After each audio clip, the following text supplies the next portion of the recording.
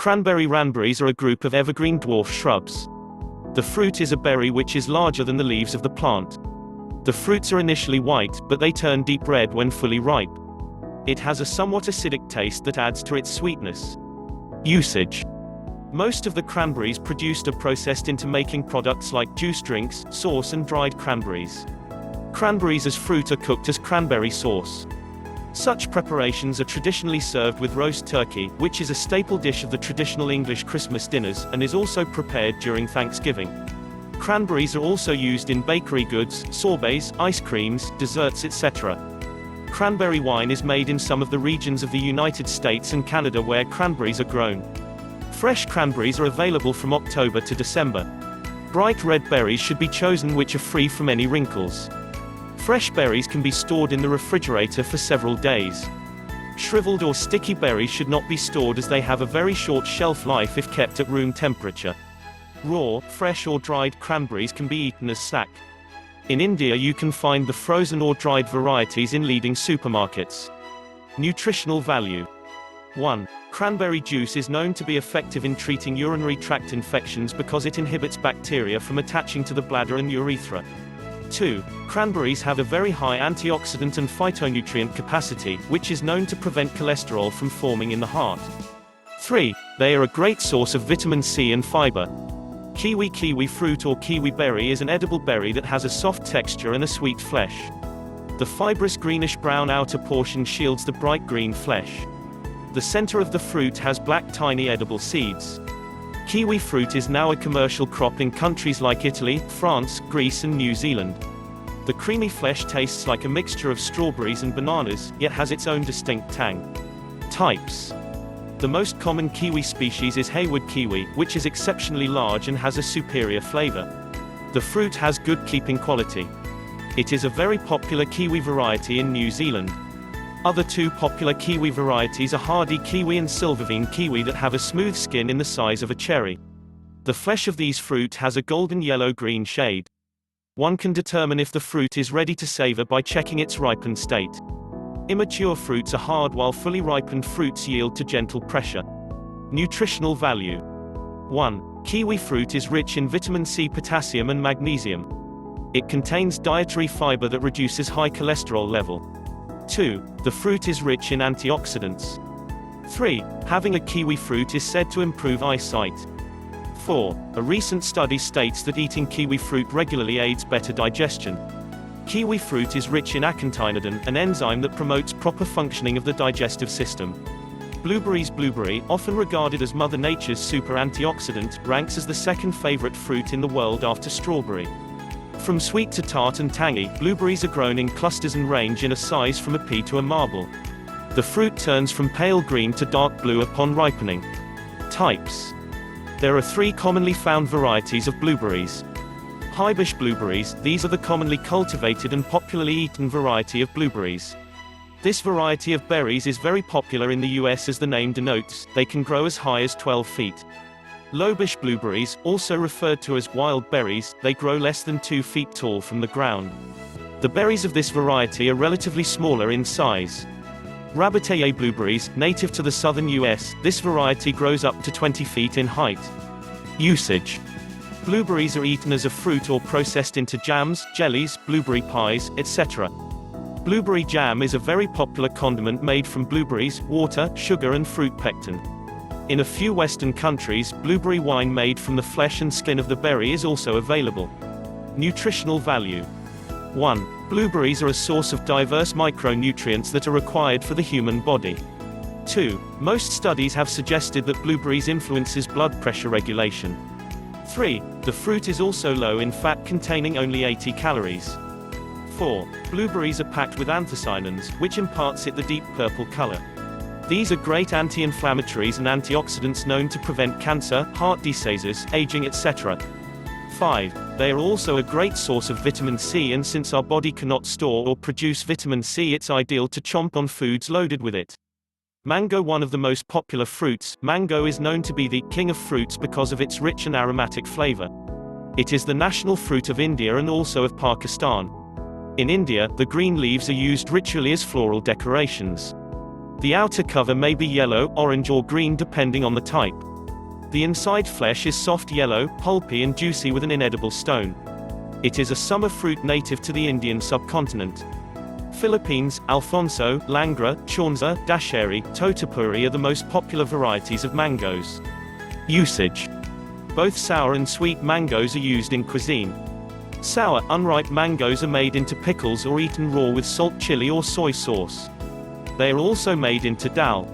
In Andhra Pradesh, unripe mangoes along with mustard are made into a pickle called avakaya. Sweet mangoes are eaten raw or are made into juices, smoothies, ice creams or jellies. Nutritional value. Mango helps fight cancer, heart disease and eye problems. Mangoes have a high content of vitamin A and vitamin C which protects our body from oral cavity and lung cancer. Also it is a good source of vitamin E and vitamin B6 which prevents our body from various diseases and infection. Raw mangoes help combat heat strokes. Consuming these keeps you hydrated, quenches thirst and boosts energy. The dietary fiber content in the mangoes helps regulate the blood sugar levels. But owing to the sweetness, mangoes are not preferred for those who watch their waistline. Watermelon belonging to the same family as cucumber, pumpkin and gourd, watermelon is actually a vegetable.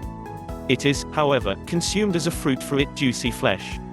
Watermelon holds almost 92% water content and is considered an ideal health food. The red or pink flesh is secured by thick green rinds that are either spotted or striped. Watermelon can be oblong or spherical in shape. The ideal size of a watermelon can vary from a few pounds up to 90 pounds. Though the commonly found watermelon has a red or pink flesh, there are varieties that are red, orange, white or yellow. The color of the flesh depends on the seeds and the hybrid. Over past few years, seedless watermelons are raging in the market. There has been controversy questioning the quality of such melons. Most common watermelon varieties are Jubilee, Royal Jubilee, Crimson Sweet, Baby Doll and many more.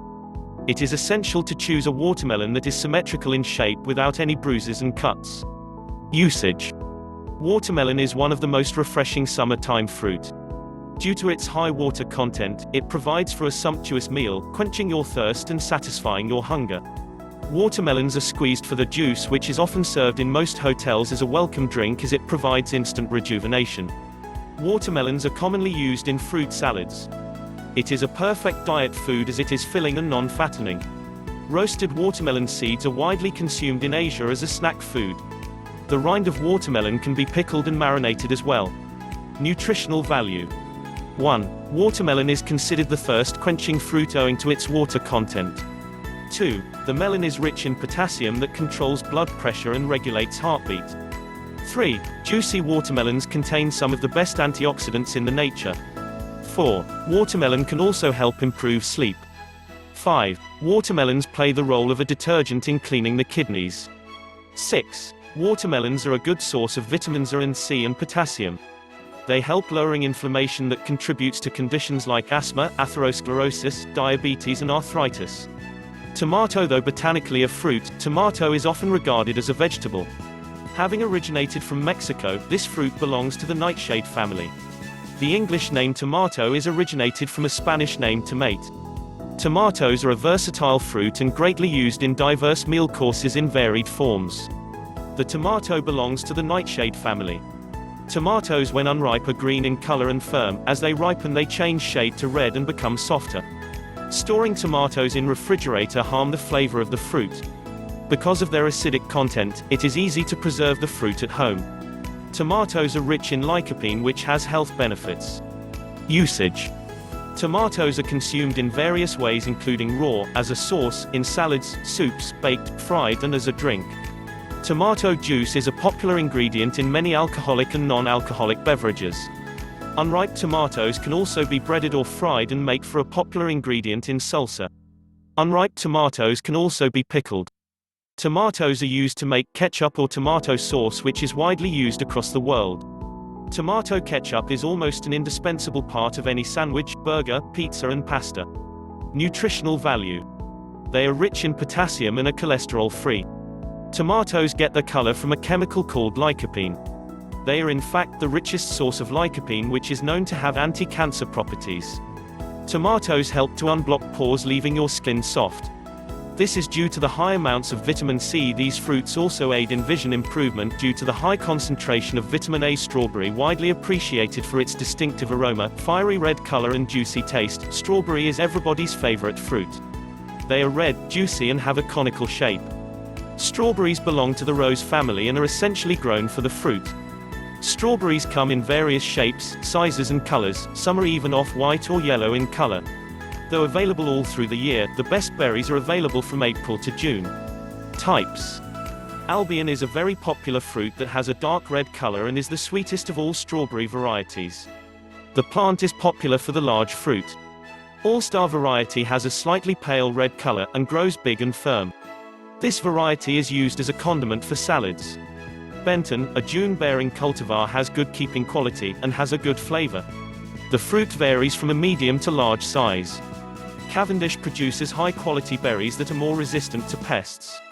The flavor is very sweet compared to other varieties. Usage. Strawberries are consumed fresh or added as condiments in juices, salads, ice creams and chocolates. They may either be frozen and used as preserves, or they can be dried and used in cereals and granola bars. They are a popular addition to various dairy products, such as yogurts, milkshakes, ice creams and smoothies. Strawberries are most commonly used in various desserts. They combine very well with chocolates, chocolate sauce, whipped cream and are also used in various pies and puddings. Strawberry juice is a popular ingredient in various cocktails and mocktails.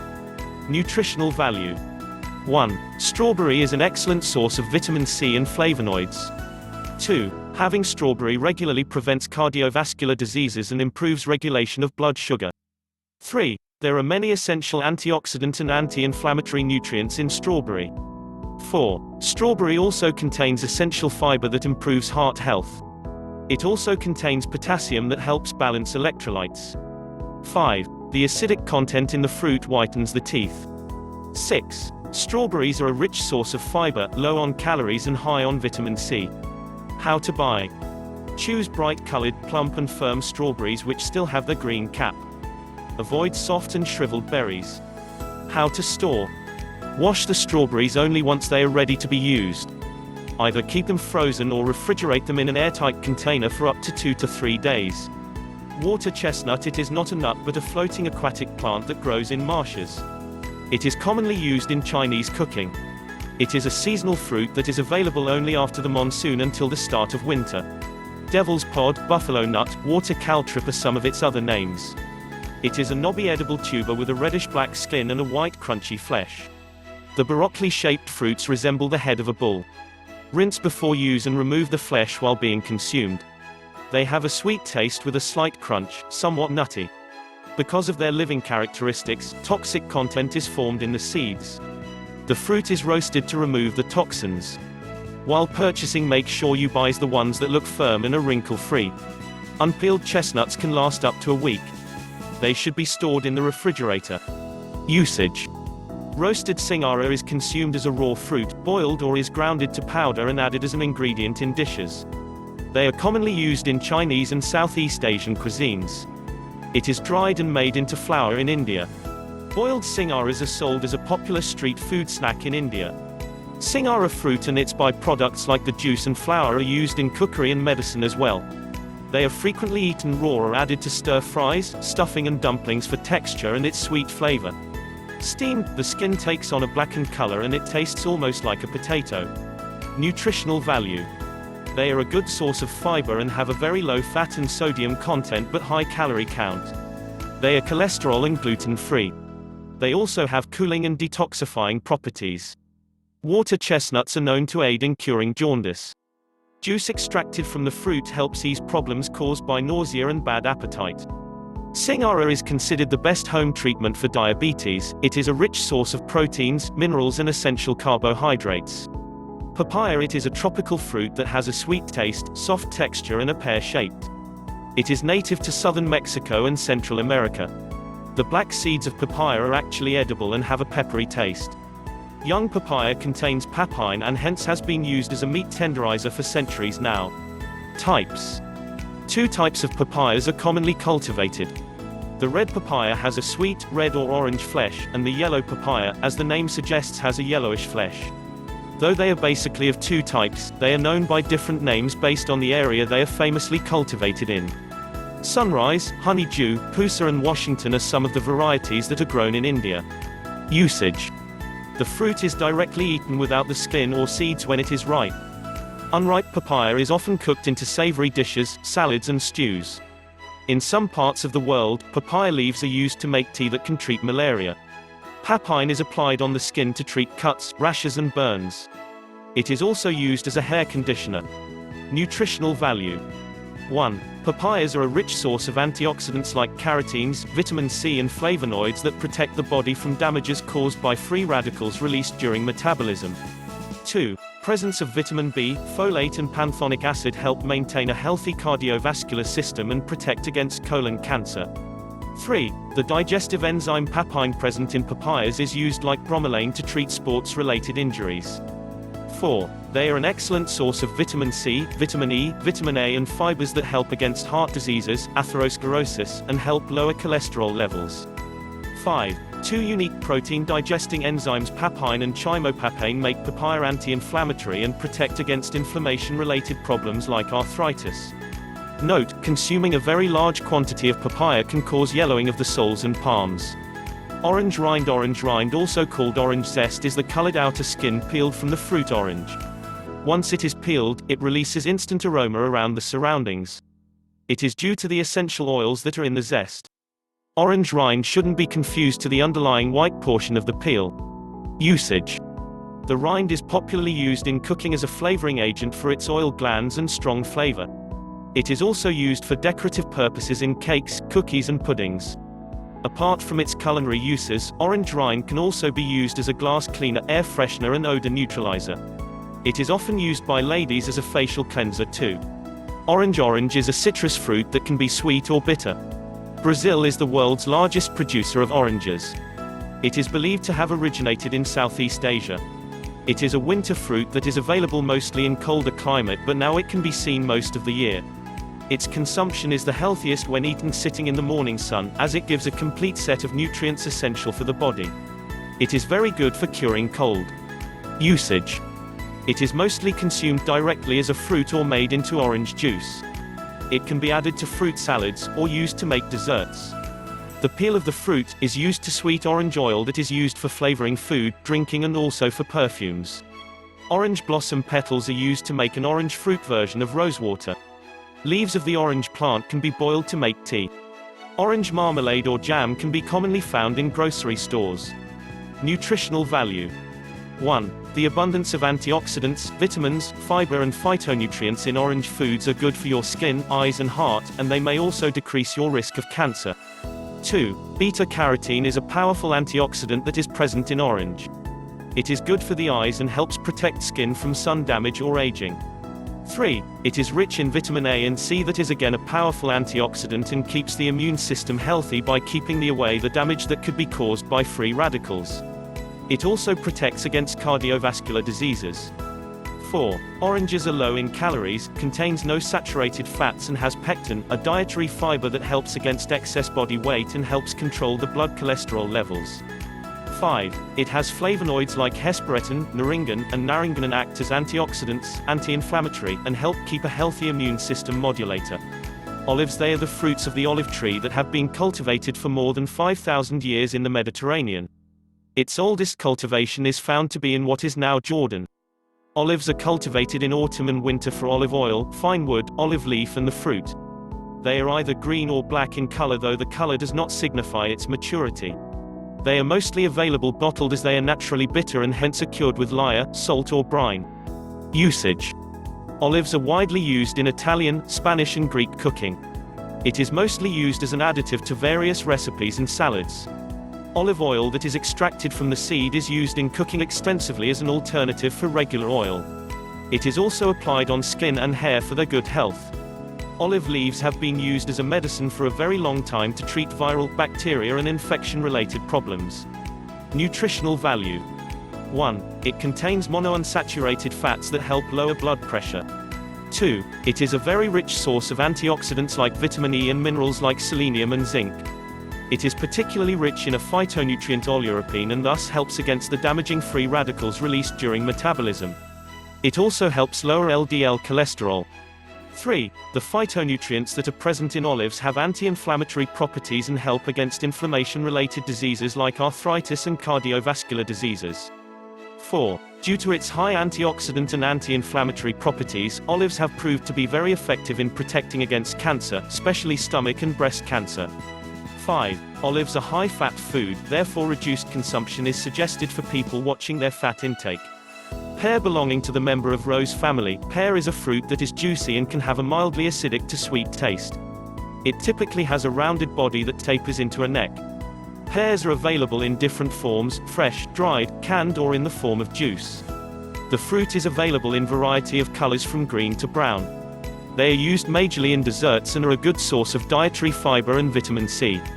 Pear is often called as pear apple, though they slightly differ with each other. The major difference is the shape of pear apple. It is completely round with no neck structure. Pears tend to perish as soon as they turn ripe, therefore the ones available in the market are slightly unripe. Leave them at room temperature for them to ripen. If you do not have to consume them once ripe, then refrigerate them. Types and usage. There are 3,000 known varieties of pears, but the ones you would commonly come across are Anjous that are firm and mild flavored pears, Bartletts that are very juicy, Bosc that are crisp and sweet, Asian pears that have a very mild flavor, Comis pears that are less grainy, French butter pears, Secale pears that are mostly eaten raw when completely ripe. Pears are consumed raw, canned in the form of a fruit or juice. Pear juice is also used in making jellies and jams. They are also used in desserts, pies and puddings. Pears are great for salads too. Nutritional value. The dietary fiber content reduces the risk of cancers. Pears also contain antioxidant properties that help control blood pressure.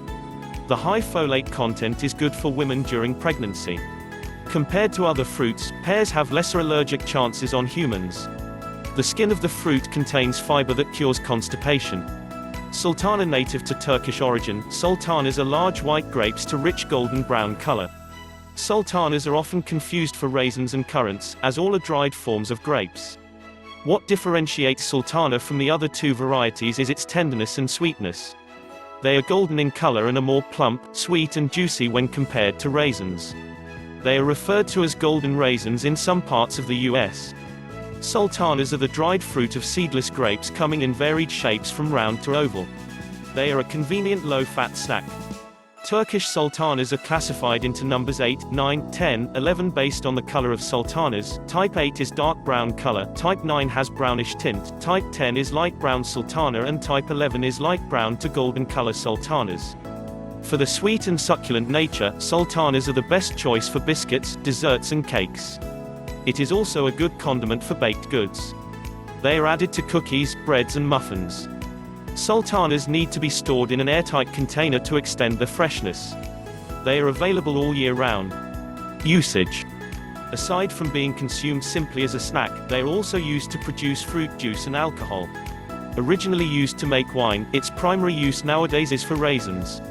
They are added to cakes and other desserts owing to the fact that they are seedless. The warm flavor also makes it a good addition to savory dishes and various cereals. Often referred to as the three-way grape, it is used as table grapes, raisins as well as for making wine. It is the most planted grape in California. It is used to add a rich flavor to many breakfast cereals. Often added to yogurts, ice creams and a variety of desserts. Nutritional value. 1. Sultanas are an excellent source of potassium, iron and vital nutrients. 2. The rich fiber content keeps the digestive tract healthy. 3. They are also beneficial for high blood pressure and anemia. 4. They have a high calorie count and contain lots of minerals. Mulberry, a fruit belonging to the berry family. The fruits turn pink to dark purple or black. It is about 2 to 3 cms long and has a sweet, tarty flavor. They get their color from a chemical called anthocyanins, which is a great antioxidant. The ripe fruit is eaten raw or added in pies, teas and wine. It is similar to blackberry but with a very discreet flavor of its own. A newer, less common variety also showcases white mulberries. Dried mulberries make a crunchy, delicious and nutritious snack and are often used in jams and sherbets.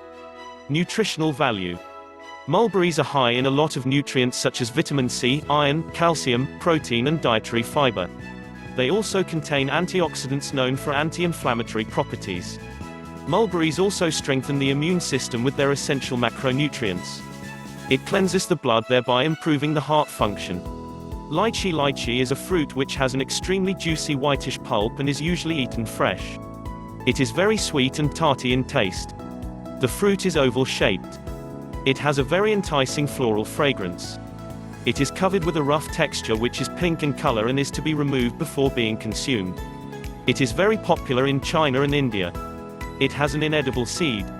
The sweet flavor of the seed is lost when canned, hence its flavor is best relished when eaten fresh.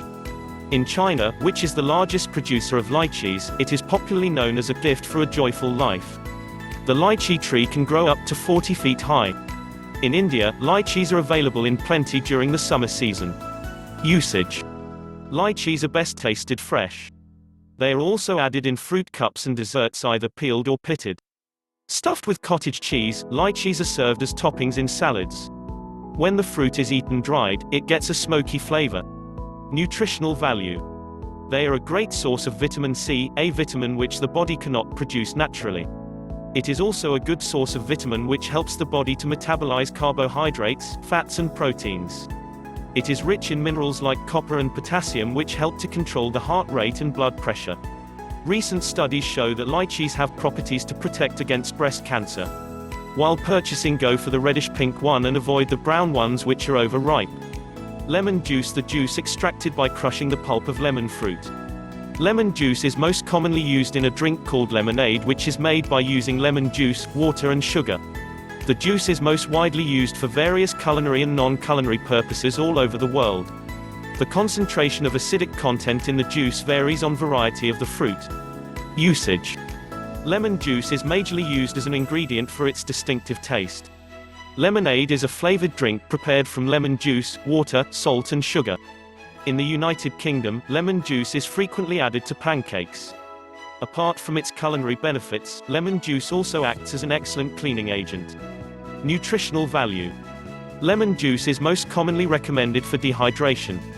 It gives instant relief for people feeling weak and dizzy. It is also used to prevent several infections and it helps to cure flu and cold. It helps to prevent kidney stones and some researchers state that it aids in the process of losing weight. Owing to its acidic nature, lemon juice helps maintain body's pH level. Lemon rind is basically the peel of the lemon. The outer yellow part of the rind is used a lot for flavoring of cakes, tarts, salads. It is usually grated to add flavor to the food. The rind is also called the lemon zest if grated.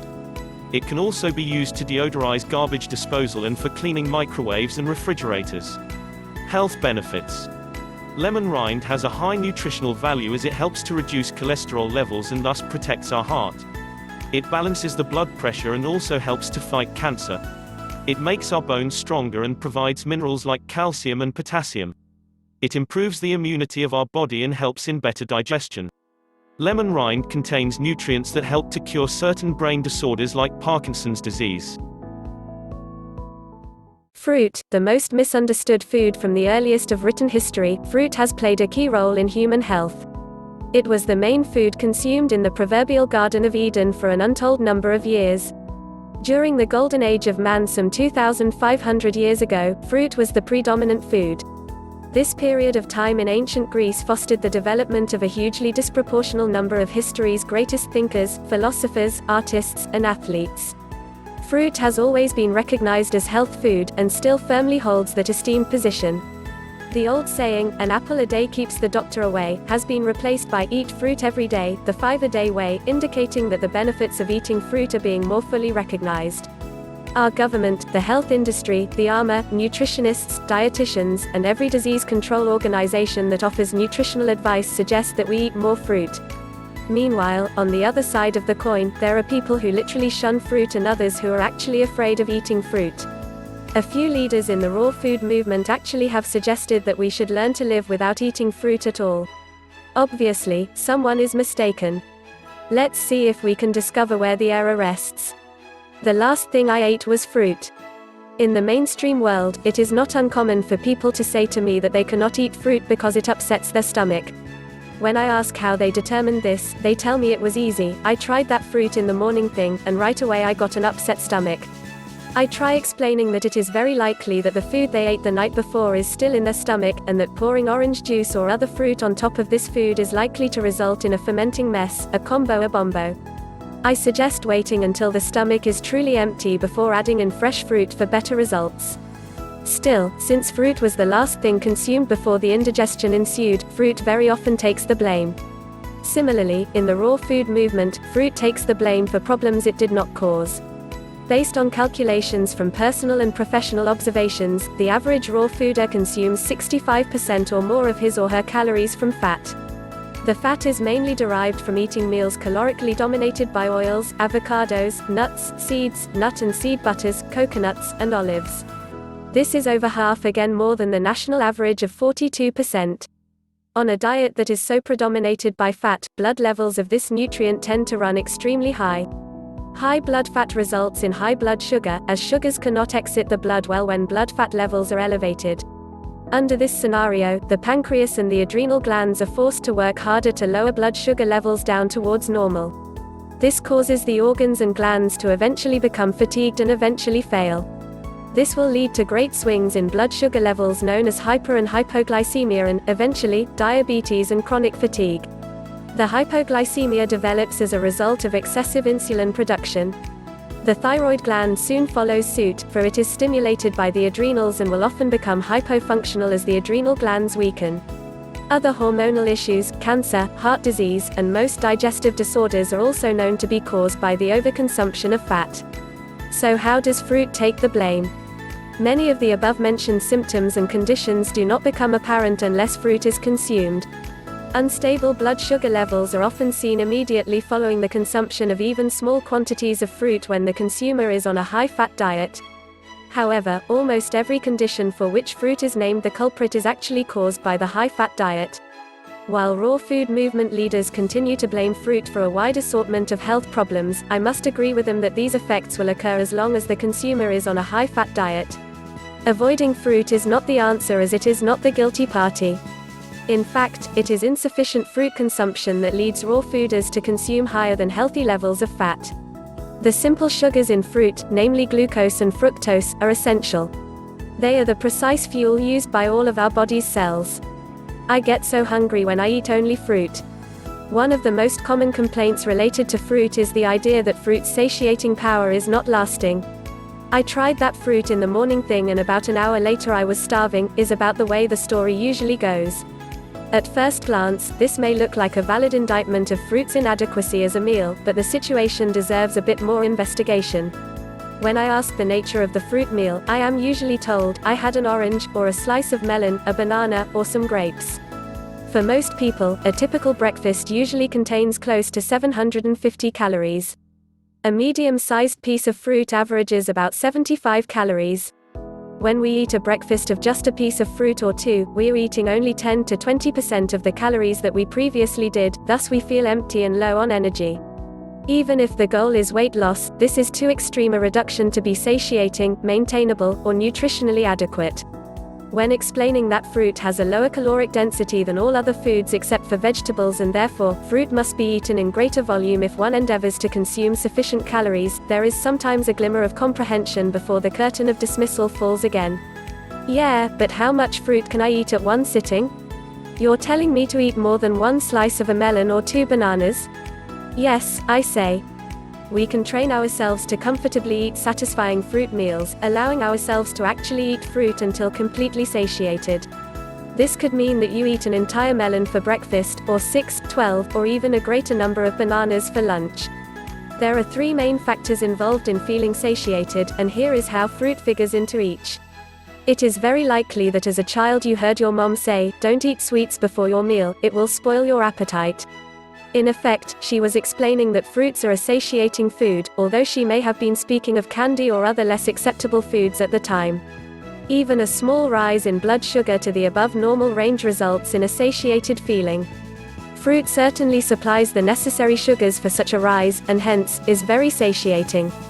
This is why many people are initially satisfied to eat just a small amount of fruit. Another reason why fruit eating results in satiation is its high content of essential nutrients. The nutritional composition of fruit comes closer to mimicking the full spectrum of human nutrient needs than that of any other food group. Also, the nutrients in fruit are the most easily accessed and absorbed, because fruit requires less digestion than do other foods. Many of the nutrients in fruit require no digestion at all, they are readily absorbed. These include, but are not limited to, water, sugar, minerals, vitamins, and many phytonutrients. Although not digestible, the fiber in fruit is soft and soluble and thus gentle on the delicate membranes of the digestive tract while affording relatively easy access to the nutrients it encapsulates. These factors combine to make fruit the most satiating of foods. Last but not least, our level of satiation is directly related to the volume of food we consume. As such, in order to feel satiated, we must ingest a significant volume of food. All of our essential nutrients can be concentrated into a tablet or cube and consumed in just a few bites. While some experts may consider such a concentrated meal to be nutritionally complete, research has repeatedly shown that people are not satisfactorily satiated because of the meager volume. Exactly because of its low caloric density, fruit perfectly supplies satiating volumes of food per meal. In fact, for many people who have become accustomed to the commonly consumed low-volume, fat-rich meals, deriving satisfaction from a meal of all fruit at first typically poses a seemingly insurmountable volume challenge. My stomach can't hold all of that, people believe. Yet, if they take the challenge and stick with it for a few days, they will learn they can eat sufficient quantities, and they will feel satisfied and reap the benefits of improved health. Fruit makes the ideal meal. It takes a bit of practice to learn how much fruit is sufficient for a meal which will satiate for several hours until the next meal. It is equally true that a mental adjustment is required in order to expand one's understanding of how much fruit is actually appropriate at a meal. With sufficient experience, one's ability to consume extremely satisfying fruit meals will grow to become one of life's great pleasures. After all, fruit is health food. Anyone interested in attaining, maintaining, and gaining increased health should consider consuming fruit as their predominant food. The world of natural and spiritual fruits, the Holy Bible, is a binding of 66 small booklets in it. They are not like a stitched cloth, in which 66 pieces of cloth are stitched together to form cloth. Bible is like a knitted cloth without joint patches in it. 66 booklets are written by many authors, in different places, in different periods, yet biblical words and verses are amazingly interlinked to each other, to explain the details of all subjects, uniformity of God's plans and purposes, secrets and truths of times and many more things. I think, therefore, Jesus always wore knitted gown to indicate symbolically, the words of true living God of creation called the Bible. While crucifying, Jesus's gown was given by lots. Therefore, the Holy Bible is amazingly unique book. Only reading Bible is like a boat trip in a sea. You can enjoy only surface views around that sea, no doubt. Aerial view over the same sea will show few more, additional details. General Bible survey is like that. But if you want to see the unseen views of the same sea, then you dive deep in that sea and enjoy hidden views in the bottom of the sea as well. It is harder, but can be beneficial. You may find a pearl, hidden in some shell there. Pearls are not found on the surface or in the air. They are always in depths. Bible study with reference Bible is like a deep diving, where the pearls of biblical truths are hidden. Human life is full of joys and sorrows. We become happy when things go right for us and become sad if they go wrong. If we compare moments of joys against sorrows, then we find the moments of sorrows are many more than the moments of joys, in every individual's life. Sorrows can be in bigger and biggest extents. It is only disaster, which make many people's lives sorrowful, at a time.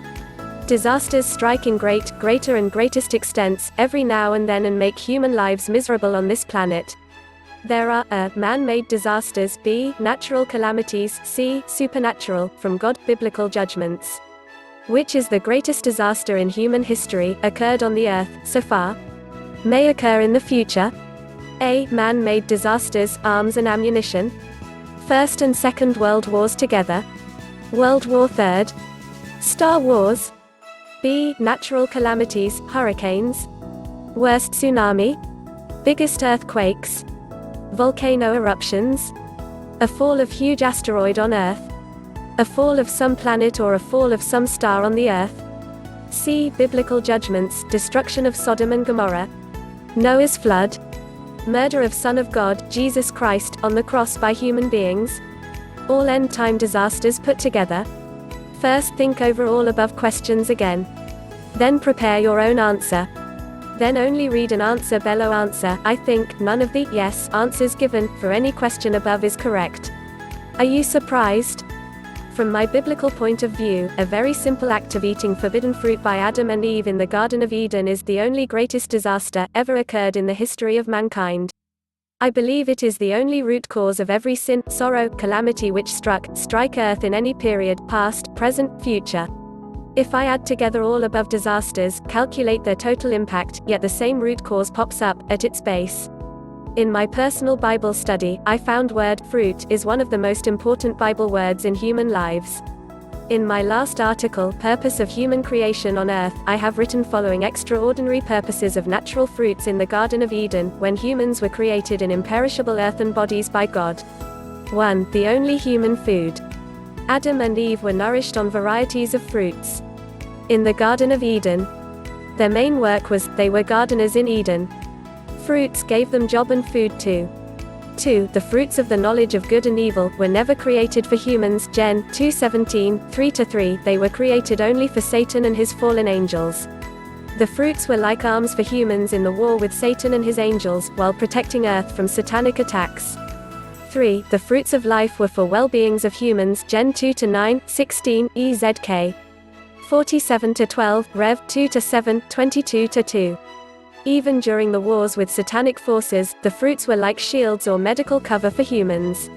After eating forbidden fruit, human bodies became weak and perishable by death. God drove them out of Eden Garden and guarded the tree of fruits of life. God did not want weak and perishable humans' bodies to eat those fruits and live in that form forever. Now God wanted them to die, dissolve in clay. Gen. 3:22-24. A strange story is written in Gen. 6:14. How come sons of God, i.e. angels, could marry fallen humans' daughters on earth without God's permission? But fallen angels under Lucifer's advice can certainly do so. Fallen angels were sons of God too. Example, the prodigal son, even after his fall, is also called son only. After deceiving humans, Satan acquired partial possession of earth. Due to God-given blessings, fast increasing human population became the hindrance for Satan in taking full possession of earth. Though solution above looked clever on the hindrance, but the main problem was even greater. Read Matt. 22, 23-30, verse 30 clearly tells angels cannot marry. There is no record of sex, of heavenly beings, in the Bible. Celestial bodies of heavenly beings are imperishable and without sexes, they are only creations, they do not reproduce like creatures on earth. Even God in heaven has Son Jesus, without any goddess being in heaven. Bible explains God himself gave birth to his son Jesus. PSM 2-7, John chapter 3 verse 16, Heb 5-5. How come? Read John chapter 1 verse 1. Jesus was God's word. The word was inside God. God spoke my mouth. Jesus came out. Thus Jesus was born in heaven. By some amazing ways, similar to this, God's power worked wonders in the creations of heavenly beings. Even on earth, cubs of lions and all cat families are born through mouths only. But when same Jesus had to take birth on earth in human form, God chose righteous Virgin Mary for Jesus's birth. Mary conceived Jesus directly in her womb by the power of Holy Spirit. There was no any sexual union of Joseph and Mary till Jesus's birth. Joseph and Mary gave birth to their other children by usual human sexual union, excluding Jesus. Why? Jesus was the Son of God, God, who is holy of holy. Therefore, only Jesus was sent on earth from heaven to save sinful mankind. In Jesus's humanly lifetime, every aspect of holiness to fulfill was mandatory for the sinful human's salvation. Bible describes Jesus as a bridegroom and the church as his bride. After the rapture, their marriage is to take place in heaven, and honeymoon too, spiritual union, description of church resurrected in imperishable body, Eve, for the spiritual unity with Jesus, Adam second. Not for any sexual relationship. Read better proof in Matt 22:23-30. Jesus personally answered in verse 30, no sexual relationships are there in heaven. So Lucifer, under his authority, must have chosen some of his fallen angels for his above mission. He made them to change their imperishable celestial bodies into perishable celestial bodies by eating the fruits of forbidden tree. Remember, only 3 of fruits of life were guarded in the Garden of Eden. But the tree of forbidden fruits was kept free, open and without guards. Only after such major change, selected fallen angels were able to marry fallen humans' daughters to reproduce children who became like giants, like superhumans, due to the blood combination of perishable earthly bodies now with perishable celestial bodies. This was against God's plan for his footstool, i.e. earth. God wanted only humans, though in perishable earthen bodies, to rule the earth, not giants. No, any human hybrids with angels or earthly creatures. Lucifer must have tried the same and similar experiments on many creatures on earth. Therefore, at last, God had to destroy the whole world by flood. Only God-fearing Noah family's blood remained pure and safe from above contamination. Therefore, God saved them and also pure pairs of all creatures. Noah's flood was also a first purification of the world.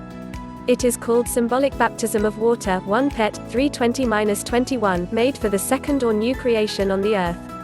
By above story explanation, I proved again that eating of forbidden fruits became the root cause of whole world's destruction in the Bible, once upon a time. Some extraordinary natural fruits, outside the Garden of Eden. 4. Mandrake fruits, *, a story of mandrake fruits is enclosed in it, Gen. 30-14-24. It is given in the form of a table at the end of this article for your quick reference. 5. Biblical fruits means children too. A. In some Bible translations children are also termed as fruits of womb, Gen. 1:22, 9-1, 30-2, 35-11, x. 1-7. They come out of their mother's wombs, like fruits emerge from trees.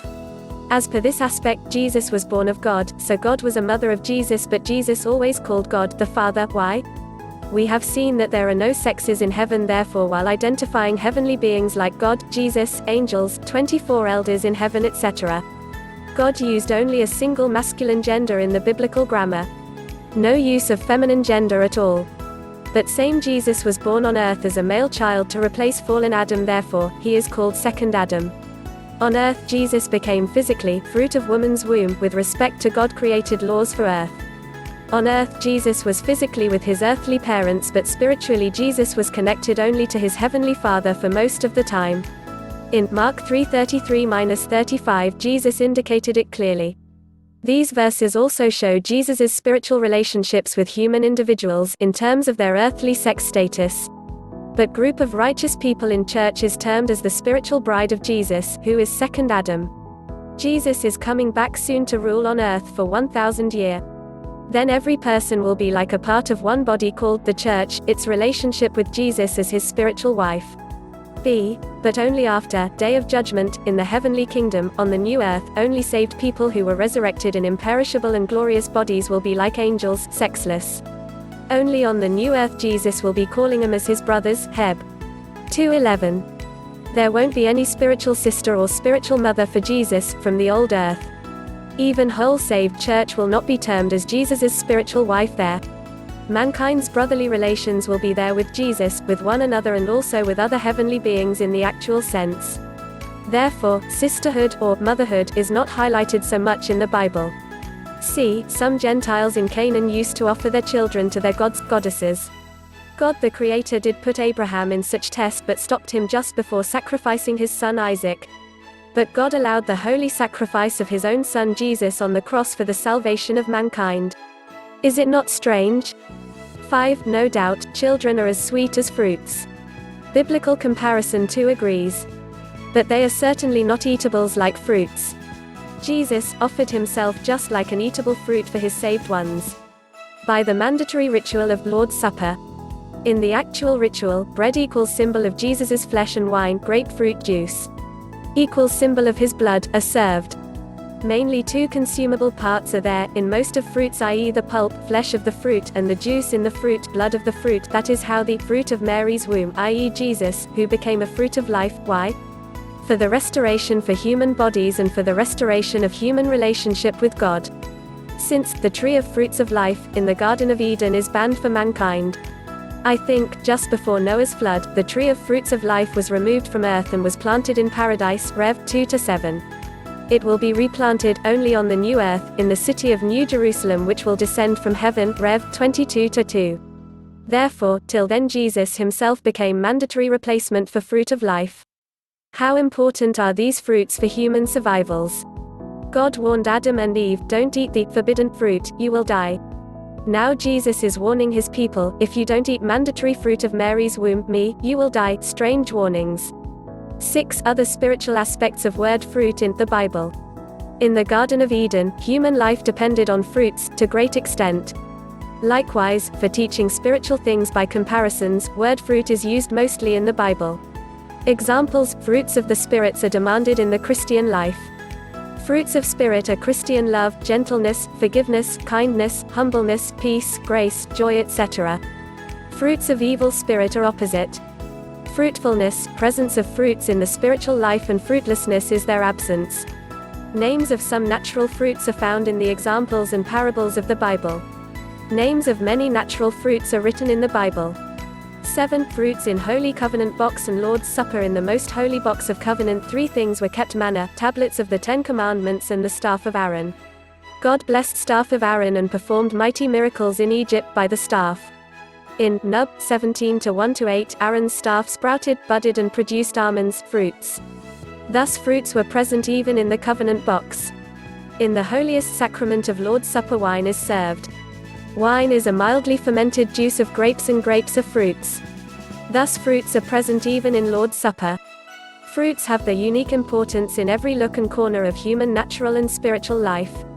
In the Holy Bible, fruits are found everywhere. Fruit basket, the gift of health. A fruit basket is the most healthy gift you can send to your friends and loved ones. According to the nutritional guidelines adopted by the United States Department of Agriculture, 2 to 4 servings of fruits a day is needed to maintain good health. Fruits such as apples and oranges are low in calories and fat, and are a good source of natural sugars, fibers, vitamins, and phytonutrients. Phytonutrients such as flavonoids are plant chemicals that are thought to promote human health. Large population epidemiological studies have shown fruit and vegetable consumption decrease the risk of stroke, heart disease, and certain cancers. Fruits are not only healthy, they are delicious. Hence, fruits baskets are ideal for gifting purpose. Fruits taste naturally sweet because they contain fruit sugar called fructose. Sending a fruit basket to clients and friends for the holidays, their birthdays, or other gifting occasions shows you care about their health. Fruit baskets can be sent even to individuals with dietary restrictions, including those who are on low-fat or low-calorie diet. This article reviews the health benefits of popular fruits and the different types of fruit baskets available.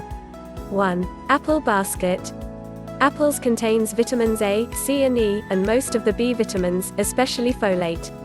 Apples are also rich in fiber, including the soluble fiber pectin, and phytonutrients that are strong antioxidants. Human epidemiologic studies have shown that apple consumption reduces the risk of cancer, especially lung cancer. Apple consumption also lowers the risk of heart disease, type 2 diabetes, and asthma. The health benefits of eating apples and their good taste provide all the good reasons for you to consider sending an apple basket for any gifting occasion. You can send a basket filled with a dozen seasonal, sweet and crunchy apples, galas, Braeburns, and Granny Smiths. These crisp and juicy apples will surely delight any apple fan. 2. Orange gift. Oranges are rich in vitamin C, a powerful antioxidant, and contain over 170 phytonutrients and 60 flavonoids. Many phytonutrients have anti-inflammatory, anti-tumor, and blood clot inhibiting properties. Orange consumption has been shown to lower cholesterol, blood pressure, and reduce the risk of heart disease and certain cancers. Another citrus fruit, grapefruit, is rich in vitamin C and lycopene, which gives the red-pink hue of the grapefruit. Lycopene is a powerful antioxidant which helps neutralize harmful free radicals that cause cancer, heart disease, and macular degeneration. Consumption of food rich in lycopene has been shown to reduce the risk of heart disease and many cancers. In addition, grapefruit helps to prevent or lessen the symptoms of arthritis because it contains salicylic acid, which helps to dissolve inorganic calcium buildup in the joints of the body. Grapefruit also helps in weight loss and lowers cholesterol. Because of the many health benefits offered by oranges and grapefruit, you should consider sending a basket of juicy sweet sun-kissed oranges and tangy red grapefruit to your friends, clients, and family. Your recipients can start having their citrus supply when the basket arrives.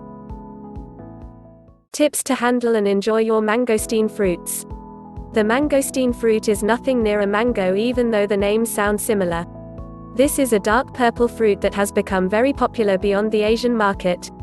It has a variety of nutrients and minerals, making it very lovable, and just like most fruits, it can be enjoyed as a fruit or in juice form depending on which one you find most ideal for you.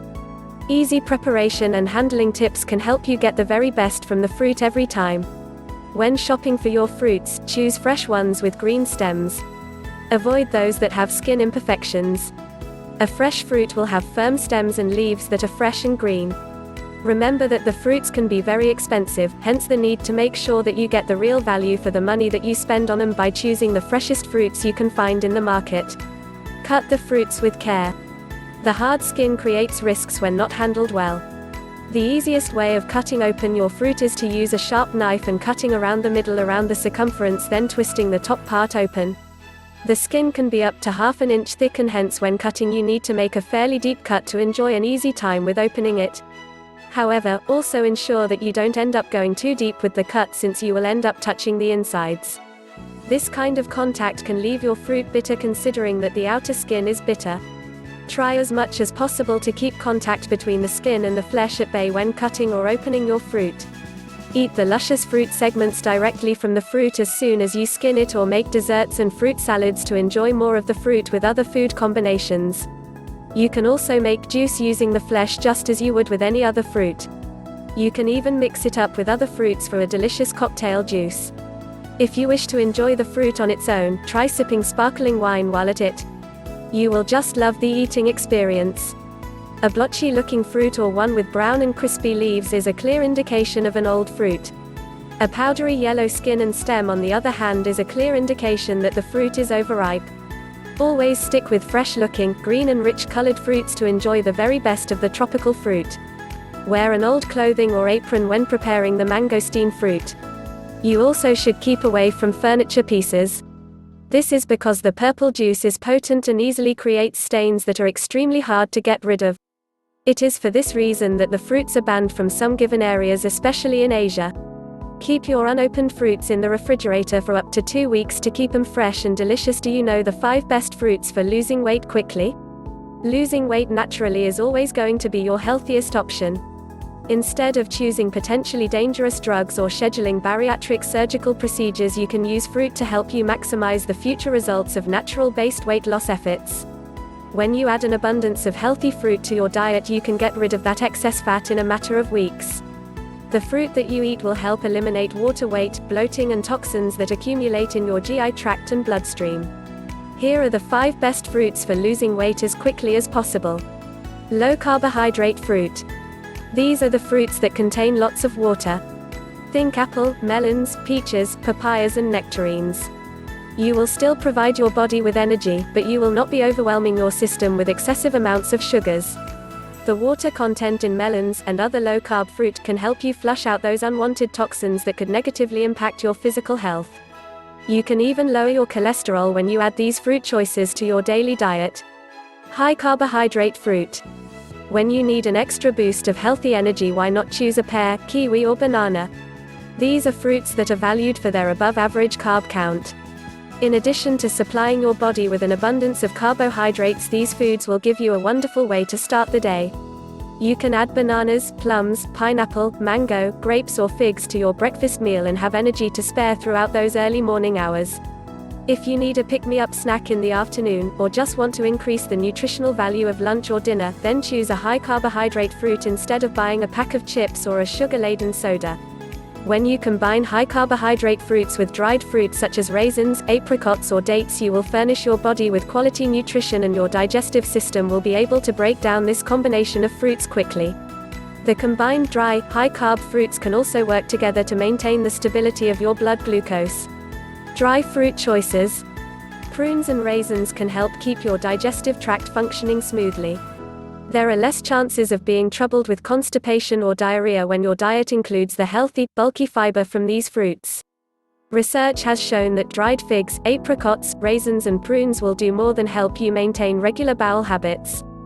These fruit choices can also help lower your cholesterol and can even boost your metabolism so that you are burning more fat throughout the day.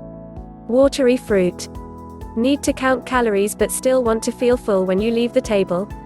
Then why not add a watery fruit to each meal? This category of fruit includes a wide variety of tasty treats. Ripe melons, apples and tomatoes all contain high amounts of water. Yes, tomatoes are actually considered to be fruit, and should not be classified as vegetables. Slices of fresh cantaloupe, sweet cantaloupe and delicious watermelon can make you feel full even when you only consume a small number of calories. These fruits will help you cleanse and detoxify your body. This means that you can easily burn calories, get rid of accumulated wastes and toxins and even rev up your natural metabolism simply by choosing fruit that contains a lot of natural water. Watery fruits can also help keep your kidneys and bladder functioning properly. You can use these fruits to stay hydrated throughout the day or replenish your system after a strenuous workout. Citrus fruit, berries. Strawberries, blueberries, huckleberries and raspberries are oh so deliciously sweet to eat. Yet, these berries contain few calories and carbs. You will find that these fruits can help you curb those food cravings and diminish your appetite in a matter of moments. Citrus such as grapefruit, limes, lemons, oranges and tangerines can also help you tame an out-of-control appetite. There are compounds in many citrus fruits that can also help your metabolism work faster and more efficiently. This means that you could burn more fat calories just by adding citrus to your daily diet. Both citrus fruit and berries are good for your physical health. In addition to helping you lose that excess weight, these foods will help you strengthen your immune system, provide natural detoxification of your body and help you burn fat more quickly. Healthy fruit. Drink fruit makes up a very critical component of a human being's diet. This is because it is jam-packed with nutrients and minerals that are essential for health and vitality. Fruits contain antioxidants that are essential in fighting free radicals that damage cells, cause premature aging and diseases like cancer, cardiovascular disease and high blood pressure. Fruits also contain essential vitamins and minerals that may not be found in other food groups or from other sources. For instance, fruits contain vitamin C, that prevents scurvy, vitamin A, that is good for eyesight and prevents macular degeneration, potassium, folate and other minerals.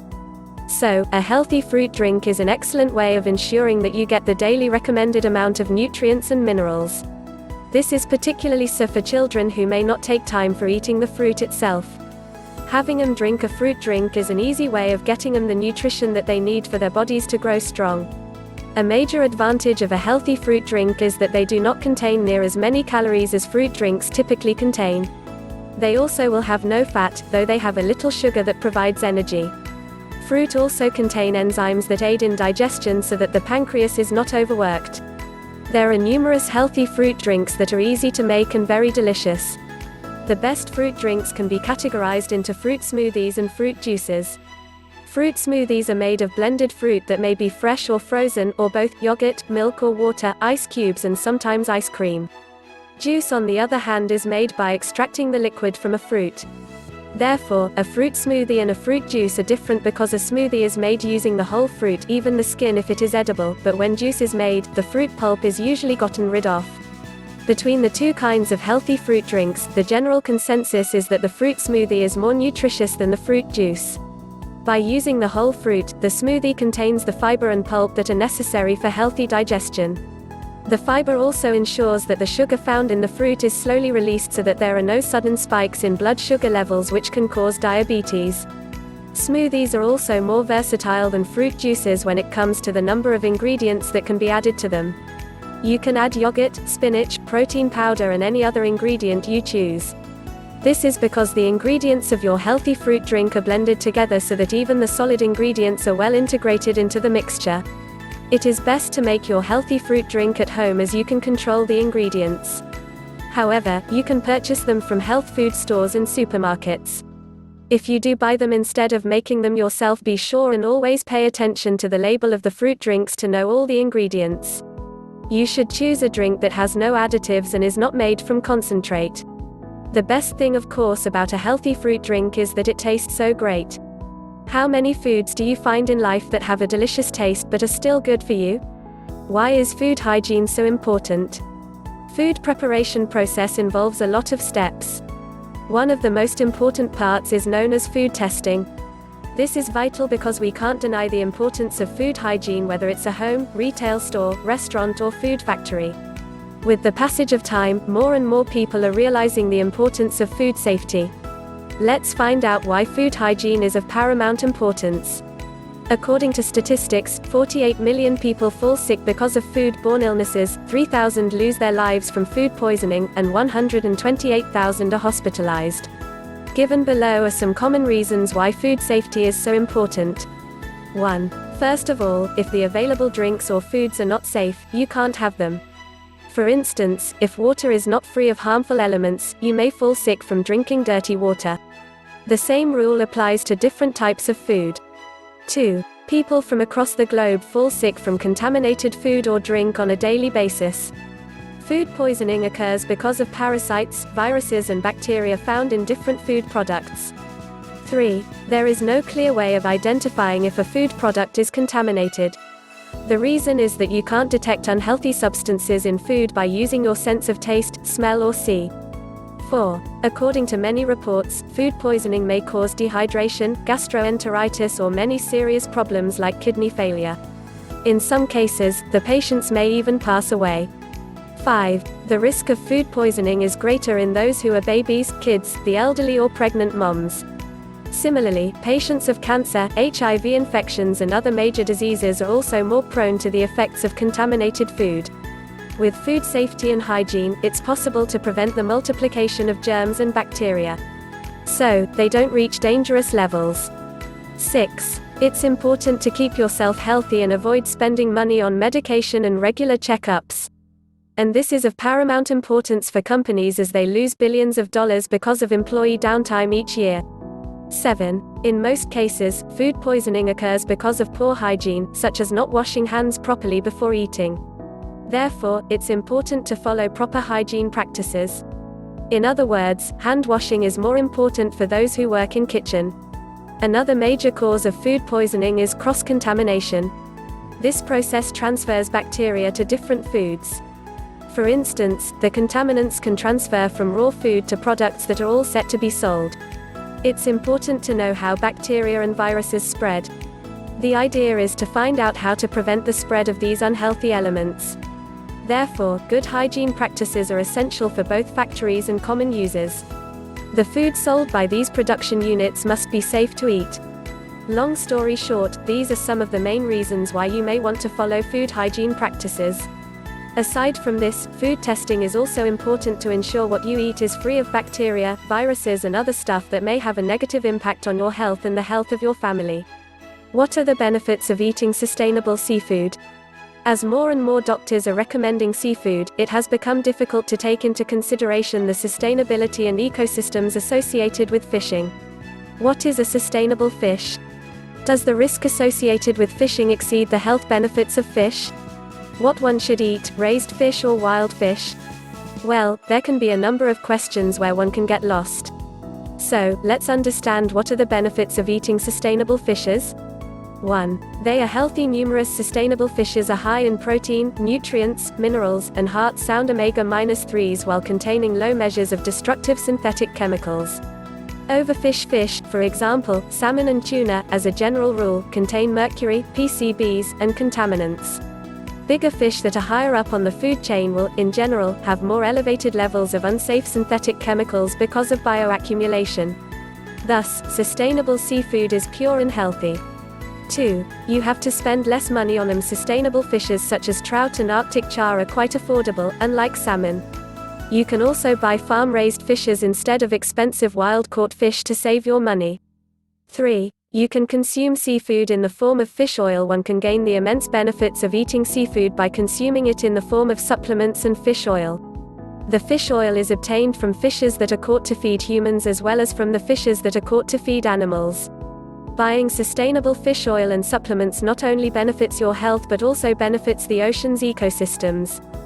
4. It will help you support local farmers. Local farmers survive on small-scale fisheries, unlike big commercial fishing companies that can hunt fishes in large amounts using modern gears and fleets. By choosing sustainable seafood and third-party certified products, you will help poor farmers to earn their living. Is it wise to stop eating fish? Several people claim that one should stop eating fish as the oceans are getting depleted of marine life. We think it is not the solution because several fishermen are dependent on fishes for their livelihood, plus fish is packaged with a lot of health benefits.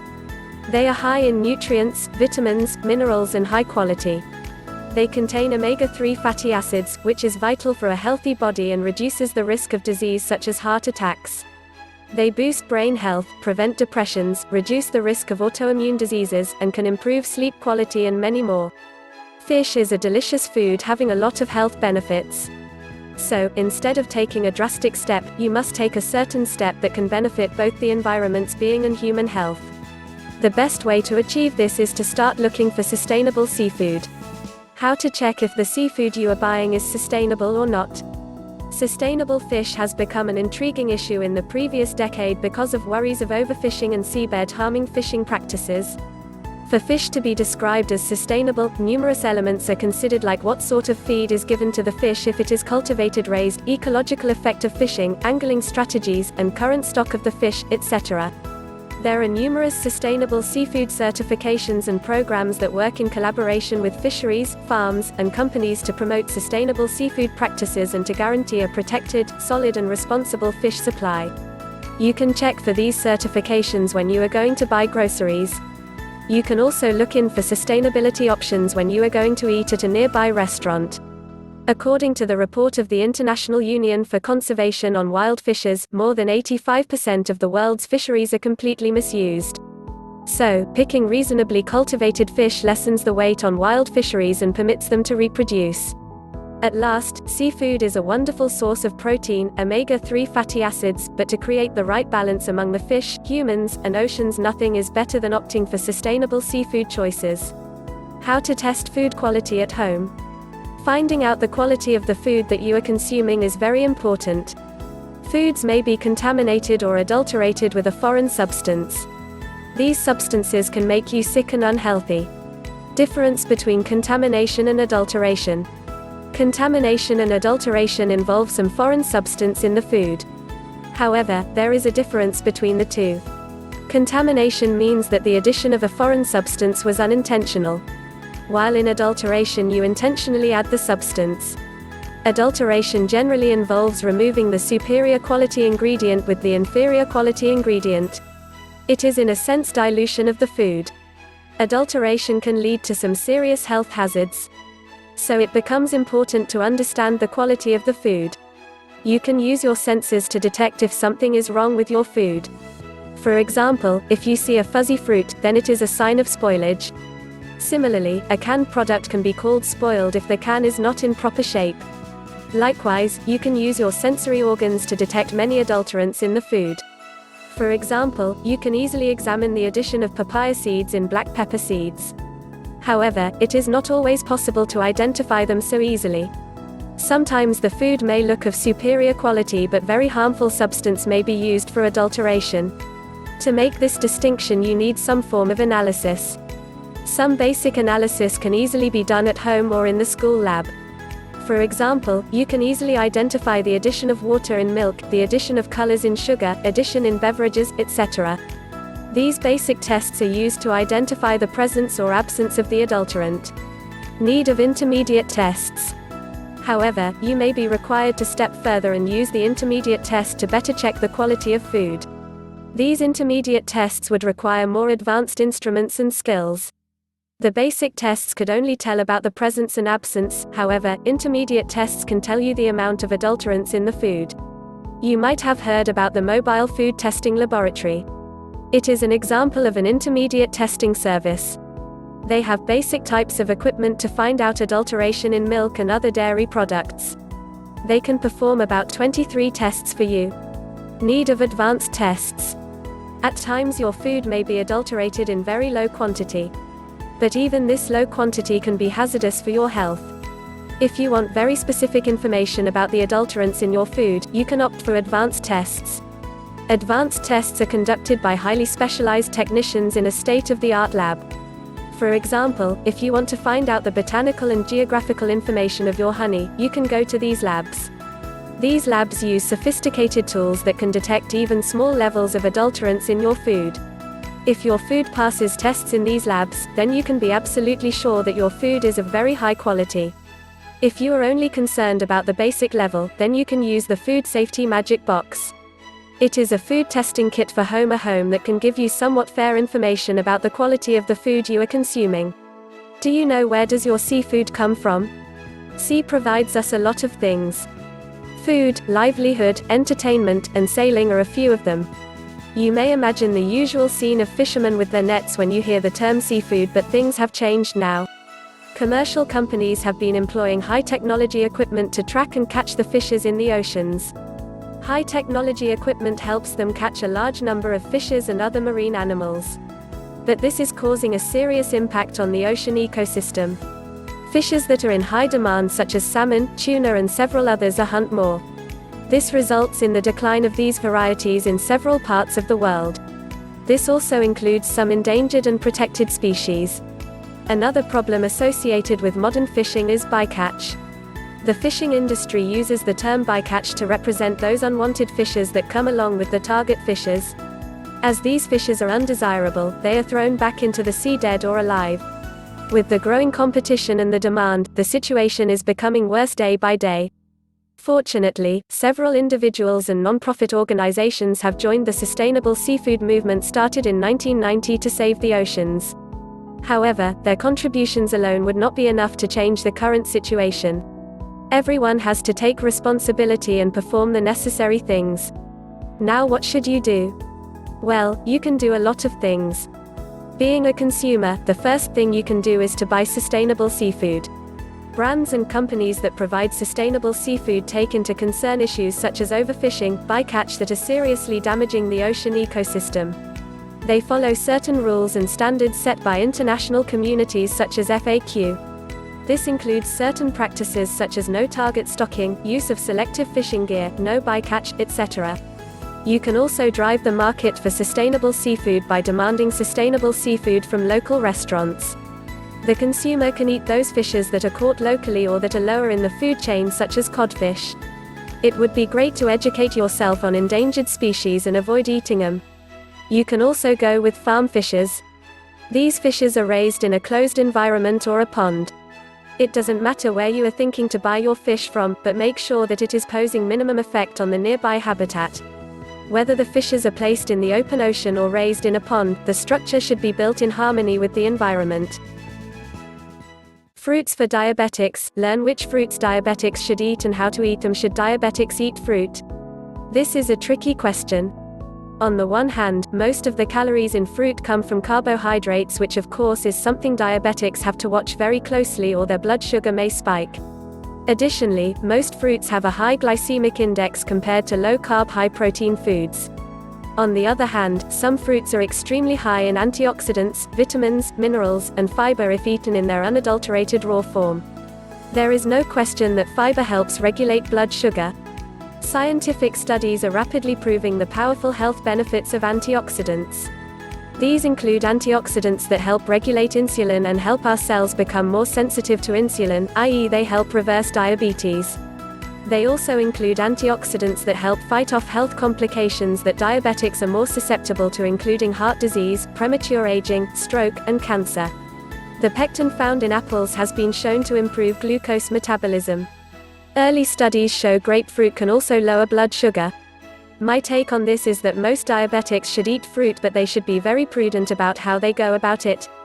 The primary purpose of this article is to give those with diabetes, and those who love them, practical information they can use to make wise decisions about which fruits they eat and how to eat them. One important caveat, from a strict botanical perspective, some foods which we call vegetables are technically fruits, but I am not including a discussion of these in this article. I do want to mention that many of these vegetable fruits are superstars in the diabetic diet. For example, a medium-sized peeled cucumber, which is technically a fruit, has only 3 net carbs and an extremely low glycemic load of 1, plus they are chock full of nutrients and fiber. What are the best fruits for diabetics? The best fruits for diabetics, taking all important factors into consideration, are berries. Relative to other fruits, berries are low-carb and have a low glycemic index 2045 G, usually on the lower end of this. They are also exceptionally high in fiber and antioxidants. Within the most common berries consumed in the US, raspberries and blackberries have less carb and a lower glycemic index than blueberries, but you can adjust your serving size to compensate for this. For example, a 100-gram serving, about 2/3 cup, of raspberries or blackberries has approximately 6 net carbs, whereas the same volume of blueberries has 12 net carbs. So, if you're keeping your carbs super low, you may want to reduce your serving size of blueberries to 1/3 to 1/2 cup. Diabetics should favor fruits that are relatively low carb, have a relatively low glycemic number, and are relatively high in fiber. Besides berries, which I've identified as the number one choice overall, a small serving of apples 12 to 26 grams, fruit, citrus 8 to 22 grams, fruit, and stone fruits 1 to 19 grams, fruit, a few times a week can be part of a healthy diet for most diabetics. These fruits have a relatively low glycemic index and relatively low carb per fruit. Stone fruits are fruits that have a single large pit, the stone, in the middle with a sweet fleshy outer layer around it. These include cherries 1 gram, fruit, peaches 11 to 19 grams, fruit, plums 7 grams, fruit, apricots 3 grams, fruit, and nectarines 12 to 13 grams, fruit. For your easy reference, I've included the estimated range of net carbs in grams per fruit. If you're on a really low carb diet, less than 30 carbs per day usually, or you are gaining unwanted weight, you may have to really curtail fruits. It is interesting to note that stone fruits are all members of the genus Prunus, which also includes almonds, a superstar in the diabetic diet, and that a peach pit looks a lot like an almond shell. The edible skins of fruits tend to be very high in fiber, so be sure to eat your apple peels and that fuzzy peach skin. Cantaloupe, aka ground melon, watermelon, and pineapple are examples of fruits that are very high in carbs, so you might want to eat them only occasionally. Bananas are very popular in the American diet, but bananas are the most popular fruit in America, even surpassing apples and oranges. However, bananas have 17 to 31 plus grams of carb and have an average glycemic index of 55, which can be much higher with a really ripe super sweet banana, the way I like them. If you really miss banana, I recommend eating them only 1 to 2 times a week and eating only half a banana as a single serving. Plus, you can pick out small bananas when you shop to lower the carb. Diabetics should avoid fruit juice and dried fruit. Even if you drink the unsweetened kind, fruit juice contains little to no fiber and is very high in sugar with a high glycemic index. Because of this, even a small amount of juice can play haywire with your blood sugar levels. Plus, when you drink juice, you miss out on many nutrients you'd have in the actual whole fruit. Dried fruit highly concentrates the sugar and should therefore definitely be avoided by diabetics. Eat fruit with other foods. This is a very important point, so pay close attention. When diabetics eat foods that are higher in carbs and have a higher glycemic index, such as fruits, they should always try to eat some protein and healthy fat along with it. The protein and fat balances out the effect of the carbohydrates in the fruit, and you will get less of a spike in your blood sugar. A really good combination seems to be eating fruit with nuts. You can also combine eating fruit with some low-carb yogurt, cottage cheese, hard cheese, or eat your fruit as part of a full meal. I love eating a small bit of fruit as a dessert. Use common sense though. If your meal already has a significant number of other carbs, like grains, you may want to skip the fruit. Try to eat fruit earlier in the day. It seems that for most diabetics, fruit has less effect on their blood sugar levels if they eat it earlier in the day. So, try to eat your fruit as part of your breakfast or lunch. This is especially true if you are experiencing the dawn phenomenon, where your early morning blood sugar readings are much higher than they were when you went to bed. In this case, you should definitely avoid eating fruit at night and see if that makes a difference. Pay attention to your whole diet and keep it in balanced. Let's say you go on a beautiful summer picnic and you splurge on some very sweet watermelon, yum. To compensate, you may want to watch your carbs more carefully for the rest of the day and maybe eat a lower carb dinner. If you just have to have a banana with your breakfast, I suggest eating half of a small banana. Try to eat a lower carb lunch and limit your other carbs at breakfast. Pay very careful attention to serving size. The phrase, eat in moderation, takes on new meaning for the diabetic. Food is medicine for the diabetic and can even reverse diabetes if you know what to eat and stick to it, but it can also exacerbate the disease if you eat the wrong foods. When it comes to eating carbohydrates, no matter how healthy food item is, serving size is the most important factor. Yes, fruits are healthy in many ways, but if you are diabetic, it is crucial you do not overindulge in fruit. Doing so could result in a huge spike in your blood sugar, and worse, if you overindulge too often you could make your cells less receptive to insulin. I know the natural tendency of most Americans is to pick out larger-sized fruit, which is why cultivators select for it. However, a simple trick for diabetics who want to limit their carbs is to pick out smaller fruit. It is generally just as tasty as the bigger fruit. Let me give you a few examples to illustrate the carbs you can save by doing so. A 6-inch banana has 17 net carbs, whereas a 9-inch banana has 31 net carbs. That's a 14 carb difference. That's very significant. Even if you eat just half a banana, that's still a 7 carb difference. Try to pick out small bananas. A small tangerine is only 9 net carbs, clementines are only 8 net carbs, whereas a large tangerine is 14 net carbs. You may even want to pick tangerines over oranges because even a small orange is 16 net carbs, which is more than the largest tangerine. If you really want to limit your carbs, you may want to pick apricots and plums, 3 and 7 net carbs respectively, over peaches and nectarines, 11 to 19 net carbs. It's hard to resist eating the entire peach, and it's awfully messy to slice and leave half, but possible. With cherries, you can simply count out the number of cherries by the number of carbs you can afford, since they are 1 net carb per cherry. How convenient of them, smile. Be careful, you may be eating more carbs than you think. I think many diabetics and low-carb dieters grossly underestimate the net carbs in the fruit they eat. There are many reasons for this. It is easy to be fooled when you look up the nutritional values of fruit. The value you get is probably an average value.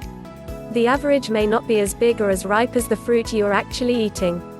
The tests may have been conducted with a different species or variety that is more or less sweet or has more or less fiber than the fruit you are actually eating. There is a lot of variation between varieties in fruit, and it can make a huge difference in the actual nutritional values.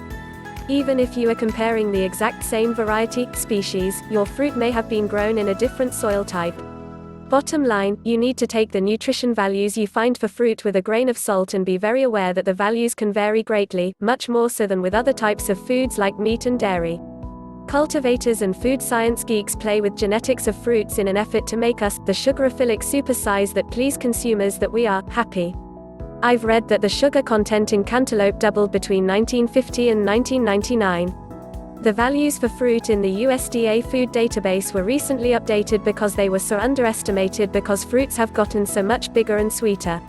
When you pick out fruit, don't you tend to pick out the ripest, sweetest, most tantalizing fruit you can find? I know I do. In general, as a fruit ripens, its carb quantity goes up, especially if it ripens before it is picked. Have you ever heard anyone say, "That fruit was as sweet as candy"? Know your own body. There seems to be more variability in how diabetics respond to fruit than just about any other food type. For some diabetics, eating a whole apple seems to be just fine, while with others eating just half an apple can send their blood sugar soaring through the roof. For this reason, you need to do some very careful testing to see how your body responds to fruit, so you will know what quantities and which fruits you can eat without causing ill effects. You'll want to keep the testing as simple as possible. Measure out a certain quantity of fruit, perhaps a half cup or whole cup of a fruit you'd like to eat, and test your blood sugar just before you eat it and then again 1.5 hours after you eat it. Compare these readings to what happens when you eat a low-carb, high-protein snack at the same time of day under as many of the same conditions as possible. You can try increasing or decreasing the amount the next day depending on the initial result, and you can try other favorite fruits. Keep in mind that many other factors, such as other foods you eat around the same time, how much exercise you've recently gotten, how much sleep you had the night before, how stressed you are, what you do in that 1.5 hours between tests, etc., can all affect the results, so you'll want to test more than once to see how consistent your results are. If your blood sugar does spike after eating a reasonable portion of fruit, I encourage you to retest in a month or two if you adhere to a good and consistent low-carb diabetic diet and make other healthy lifestyle changes during that time, such as getting more exercise, sleeping more, and lowering stress. Once the body has had time to heal itself, i.e. once you've had time to reverse your diabetes, you will likely be less insulin resistant. This is what happened to me, and your body may be able to handle reasonable portions of fruit and a few other carbs without the spikes in blood sugar. Ketogenic diets and weight loss and bodybuilding. I get asked about ketogenic diets for bodybuilding or weight loss goals a lot. People always wants to know what the best diet is or what they can do to lose fat faster. Truthfully, most people have no clue what they are getting themselves into. While a ketogenic diet may work better than a low-carb diet, I don't know if people are ready for them. First off, a ketogenic diet is one where there are no carbs. Without carbohydrates, the body turns to burn fat as the primary fuel source. Since this is happening, the body can tap into stored body fat for energy and we can end up leaner. Well, while that is possible, we need to look at what may happen. For starters, your energy will be drained. Without carbohydrates, your body won't know what energy source to turn to for a few days, so you may experience feelings of weakness while you train or until your body becomes adapted at using fat. While this isn't a bad thing, you must understand that you have to change your training intensity. There's no way that you can keep training with super high volume while you use one of these diets. The next thing that you have to understand about using a ketogenic diet for weight loss or bodybuilding is that you need to eat more protein than normal. Since you don't have carbs, and carbs are protein sparing, you need to consume more protein so you don't lose muscle tissue. So make sure that you are eating at least 6 meals per day with a servings of protein coming every meal. Then you have to make sure that you are getting enough fiber. Look to consume fiber from various sources such as green vegetables and fiber powder or pills like psyllium husk. Now you need to add some healthily nutritional supplements since you want to make sure that you do your best to burn fat on these keto diets for weight loss and bodybuilding. First, make sure you consume healthy fats like omega-3 fish oils, CLA, and GLA. These fats will help to burn more body fat. Then you want to purchase a good branch-chain amino acid powder, as BCAAs help to retain muscle mass and prevent muscle breakdown.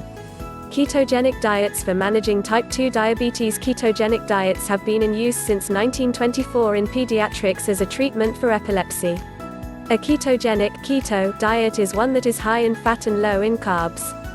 The design of the ketogenic diet is to shift the body's metabolic fuel from burning carbohydrates to fats. With the keto diet, the body metabolizes fat, instead of sugar, into energy. Ketones are a byproduct of that process.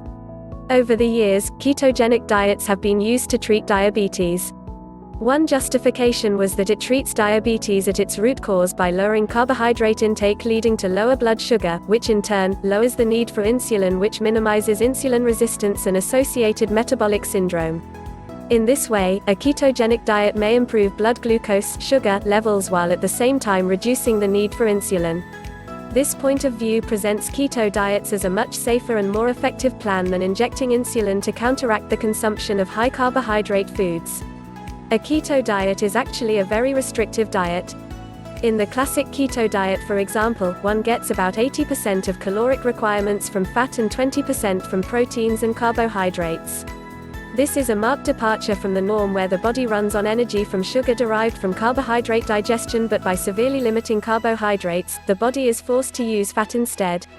A ketogenic diet requires healthy food intake from beneficial fats, such as coconut oil, grass-pastured butter, organic pastured eggs, avocado, fish such as salmon, cottage cheese, avocado, almond butter and raw nuts, raw pecans and macadamia. People on ketogenic diets avoid all bread, rice, potatoes, pasta, flour, starchy vegetables, and dairy. The diet is low in vitamins, minerals, and nutrients and requires supplementation. Low-carbohydrate diet is frequently recommended for people with type 2 diabetes because carbohydrates turn to blood sugar, which in large quantities cause blood sugar to spike. Thus, for a diabetic who already has high blood sugar, eating additional sugar-producing foods is like courting danger. By switching the focus from sugar to fat, some patients can experience reduced blood sugar. Changing the body's primary energy source from carbohydrates to fat leaves behind the byproduct of fat metabolism, ketones in the blood. For some diabetic patients, this can be dangerous as a buildup of ketones may create a risk for developing diabetic ketoacidosis (DKA). DKA is a medical emergency requiring the immediate of a physician. DKA signs include consistently high blood sugar, dry mouth, polyuria, nausea, breath that has a fruit-like odor and breathing difficulties. Complications can lead to diabetic coma. Healthy sugar-free coffee creamer. There's nothing like a good cup of coffee to start your day, which only gets better when the cup of joe has the indulgent taste of mocha, creamy caramel, French vanilla, or another of your favorites like hazelnut. The best sugar-free coffee creamer should fit naturally into your healthy lifestyle and be lactose-free, gluten-free, and without any trans fats. Tasty? Sweet? Creamy? For sure. If you are watching your weight, have certain allergies, or just want a flavorful healthy creamer for your coffee, you have reasons to smile.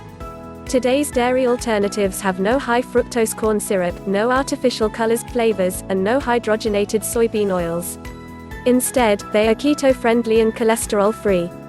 There are very good reasons coconuts are a tropical delight as the tasty, sweet, and creamy flavor begins with coconut oil. Your weight loss diet needs some healthy fats. Coconut contains the right short and medium-chain fatty acids that help in taking off excessive weight. It is also easily digested and helps in healthy functioning of the thyroid and endocrine system. Coconut oil is also known for increasing your body's metabolic rate by removing stress on the pancreas. A higher metabolism is always good for faster weight loss. Thus, a quality sugar-free coffee creamer based on coconut oil jolts your energy level first thing in the morning, supporting your weight loss goals. A sugar-free coffee creamer makes a lean you busy people want a quick scoop of sugar-free coffee creamer so that we can get on with our day. Coconut-based creamers make a great alternative to dairy. What you need is a creamer that doesn't turn a cup of 10-calorie coffee into a sugar-saturated milkshake. A full flavor and healthy creamer only adds about 15 calories to your cup of java while energizing your metabolism to burn off much more. Along with that high energy, you want a sugar-free creamer that lowers body inflammation, no artificial chemicals, and increases mental focus. Your keto diet goal is a metabolic state when your body efficiently burns fat for energy. The diet is low sugar and low carb, enabling more fat to burn. Maybe you've heard about some creamers containing unwanted additives like titanium dioxide, hydrogenated oils, and dipotassium phosphate. Too many creamers are full of unhealthy junk. Many are loaded with corn syrup, which is just a tricky way of saying sugar. All that you really want is a sugar-free coffee creamer adding a rich quality and deep flavor that is healthy without pounding on unwanted and unneeded calories. The plain and flavored truth is that just a teaspoon or so adds a lot of creaminess to your drinks. Low-carb Candida diet, combination of fat and protein satiates the hunger. Now, I am going to share some knowledge shared by my friend that has much more experience with low-carb than with Candida, for maybe it would help with your Candida diet. He has recently gotten his beasties somewhat out of whack from an exposure to mold, but do not have anywhere near the serious Candida problem or the experience with Candida diet and treatment. For him, however, when he eats no grain, sugar, or other starches, that is, eat entirely protein, fat and low-carb vegetables, all hunger goes away. He has to remember to eat. You can eat all manner of sickly sweet or high-starch foods in front of him, even close enough he can smell them, and he will find them disgusting.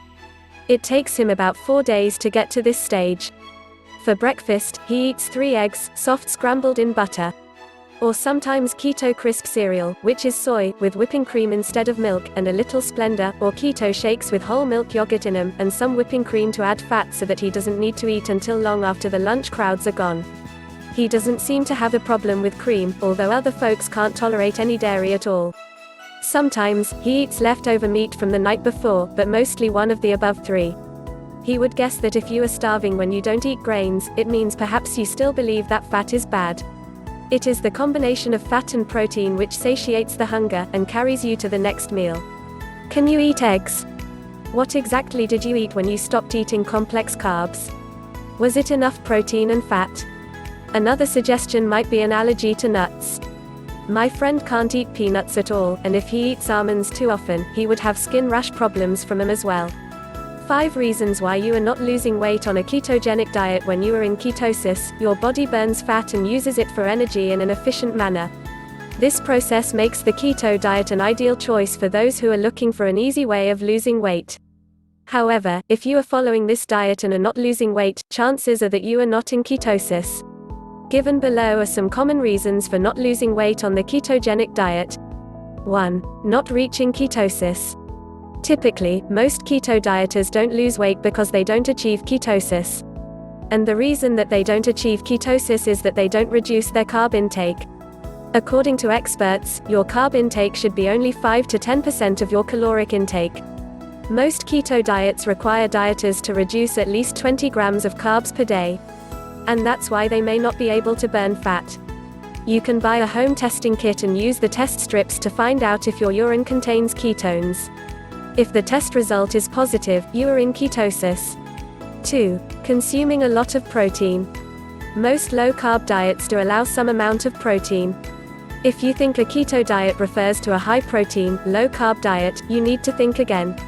The thing is that this type of diet may not help you reach ketosis, as your body can't break down the excessive amount of protein to get amino acids, and then convert the amino acids into sugar. When on a keto diet, you get your calories from fat. And fat should be at least 55% of your caloric intake. 3. Eating a lot of acceptable carbs. You can have some types of carbs when on the keto diet, such as dairy and nuts. Typically, these foods are rich in fat and nutrients. Therefore, they can be an ideal addition to your diet. But the problem is that they have carbs in them. Therefore, it's not a good idea to have a lot of these foods. Ignoring this advice will prevent you from maintaining ketosis. 4. Eating maltitol. Usually, sugar alcohols are fine for keto dieters. They offer sweetness but don't increase the number of carbs in your body. But it's important to keep in mind that some types of alcohols do contain carbs. For instance, maltitol is a type that is not allowed on this low-carb diet. Technically, it's low GI sugar but has an impact on your blood sugar levels. Therefore, it may prevent you from achieving ketosis. 5. Taking too many calories. If you eat more calories than you burn, you won't be able to shed those extra pounds. In fact, if you consume a lot of calories, you may gain fat even if you have achieved ketosis. Foods that contain a lot of fat have more calories compared to foods that are rich in proteins and carbs. Therefore, it's important that you monitor the calories you consume on a daily basis. If you stick to a balanced diet, you may achieve your goals. So, these are a few reasons you may not be able to lose weight on your keto diet. Uses and benefits of the ketogenic diet. When using a ketogenic diet, your body becomes more of a fat burner than a carbohydrate-dependent machine. Several researchers have linked the consumption of increased amounts of carbohydrates to development of several disorders such as diabetes and insulin resistance. By nature, carbohydrates are easily absorbable and therefore can also be easily stored by the body. Digestion of carbohydrates starts right from the moment you put them into your mouth. As soon as you begin chewing them, amylase, the enzymes that digest carbohydrate, in your saliva is already at work acting on the carbohydrate-containing food. In the stomach, carbohydrates are further broken down. When they get into the small intestines, they are then absorbed into the bloodstream. On getting to the bloodstream, carbohydrates generally increase the blood sugar level. This increase in blood sugar level stimulates the immediate release of insulin into the bloodstream. The higher the increase in blood sugar levels, the more the amount of insulin that is released. Insulin is a hormone that causes excess sugar in the bloodstream to be removed in order to lower the blood sugar level. Insulin takes the sugar and carbohydrate that you eat and stores them either as glycogen in muscle tissues or as fat in adipose tissue for future use as energy. However, the body can develop what is known as insulin resistance when it is continuously exposed to such high amounts of glucose in the bloodstream. This scenario can easily cause obesity, as the body tends to quickly store any excess amount of glucose. Health conditions such as diabetes and cardiovascular disease can also result from this condition. Keto diets are low in carbohydrate and high in fat and have been associated with reducing and improving several health conditions. One of the foremost things a ketogenic diet does is to stabilize your insulin levels and also restore leptin signaling. Reduced amounts of insulin in the bloodstream allow you to feel fuller for a longer period of time and also to have fewer cravings. Medical benefits of ketogenic diets.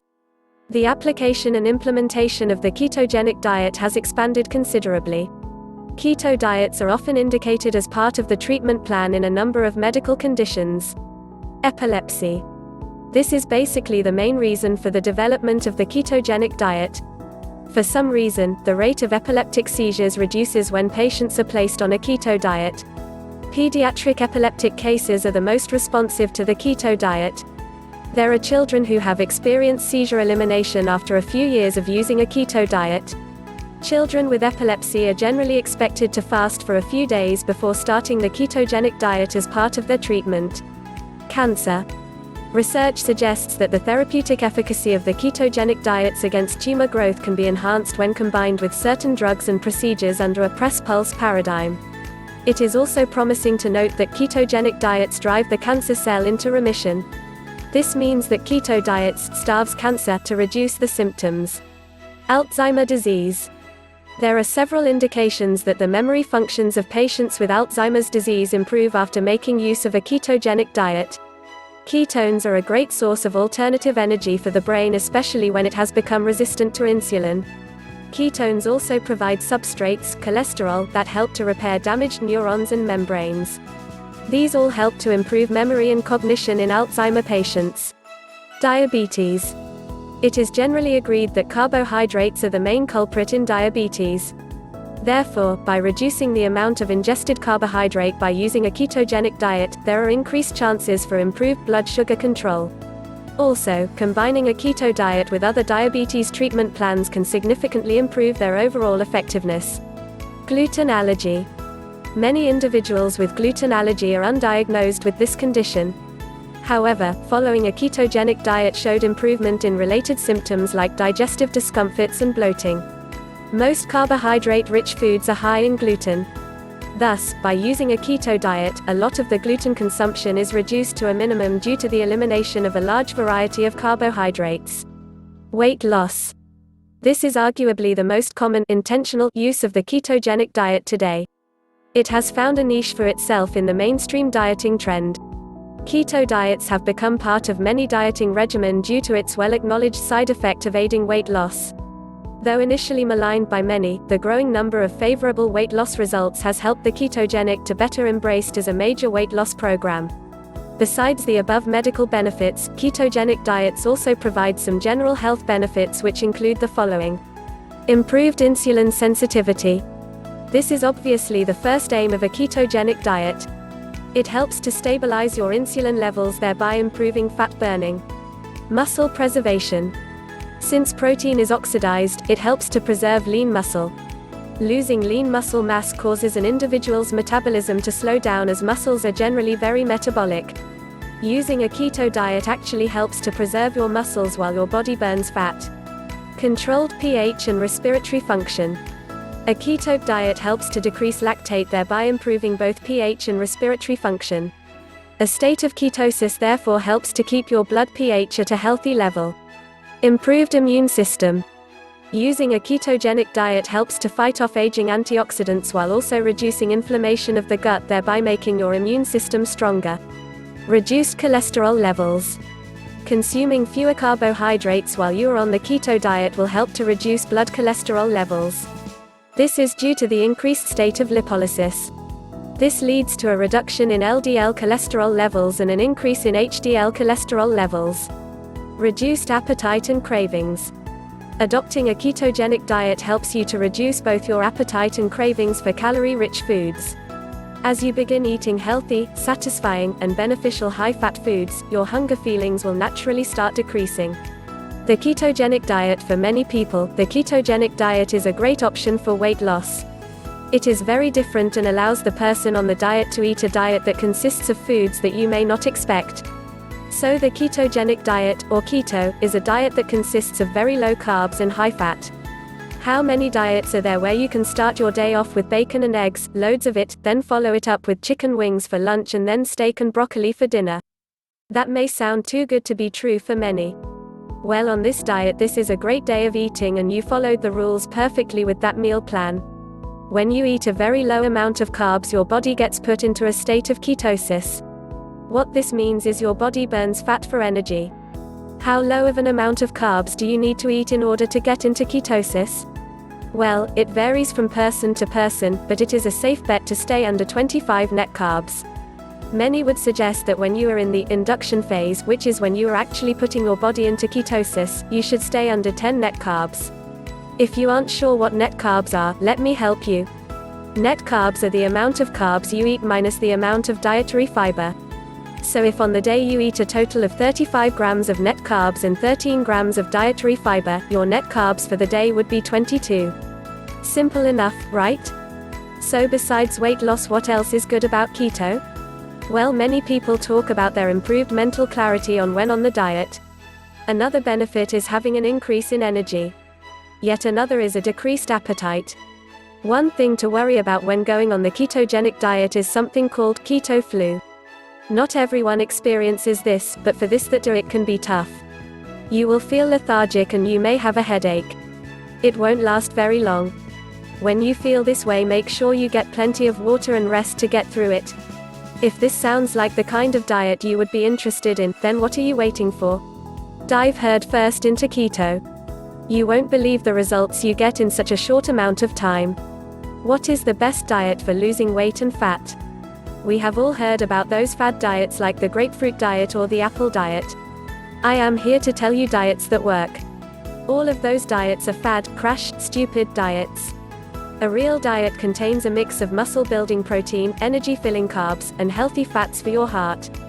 For losing weight, ketosis is the best diet and is not a fad.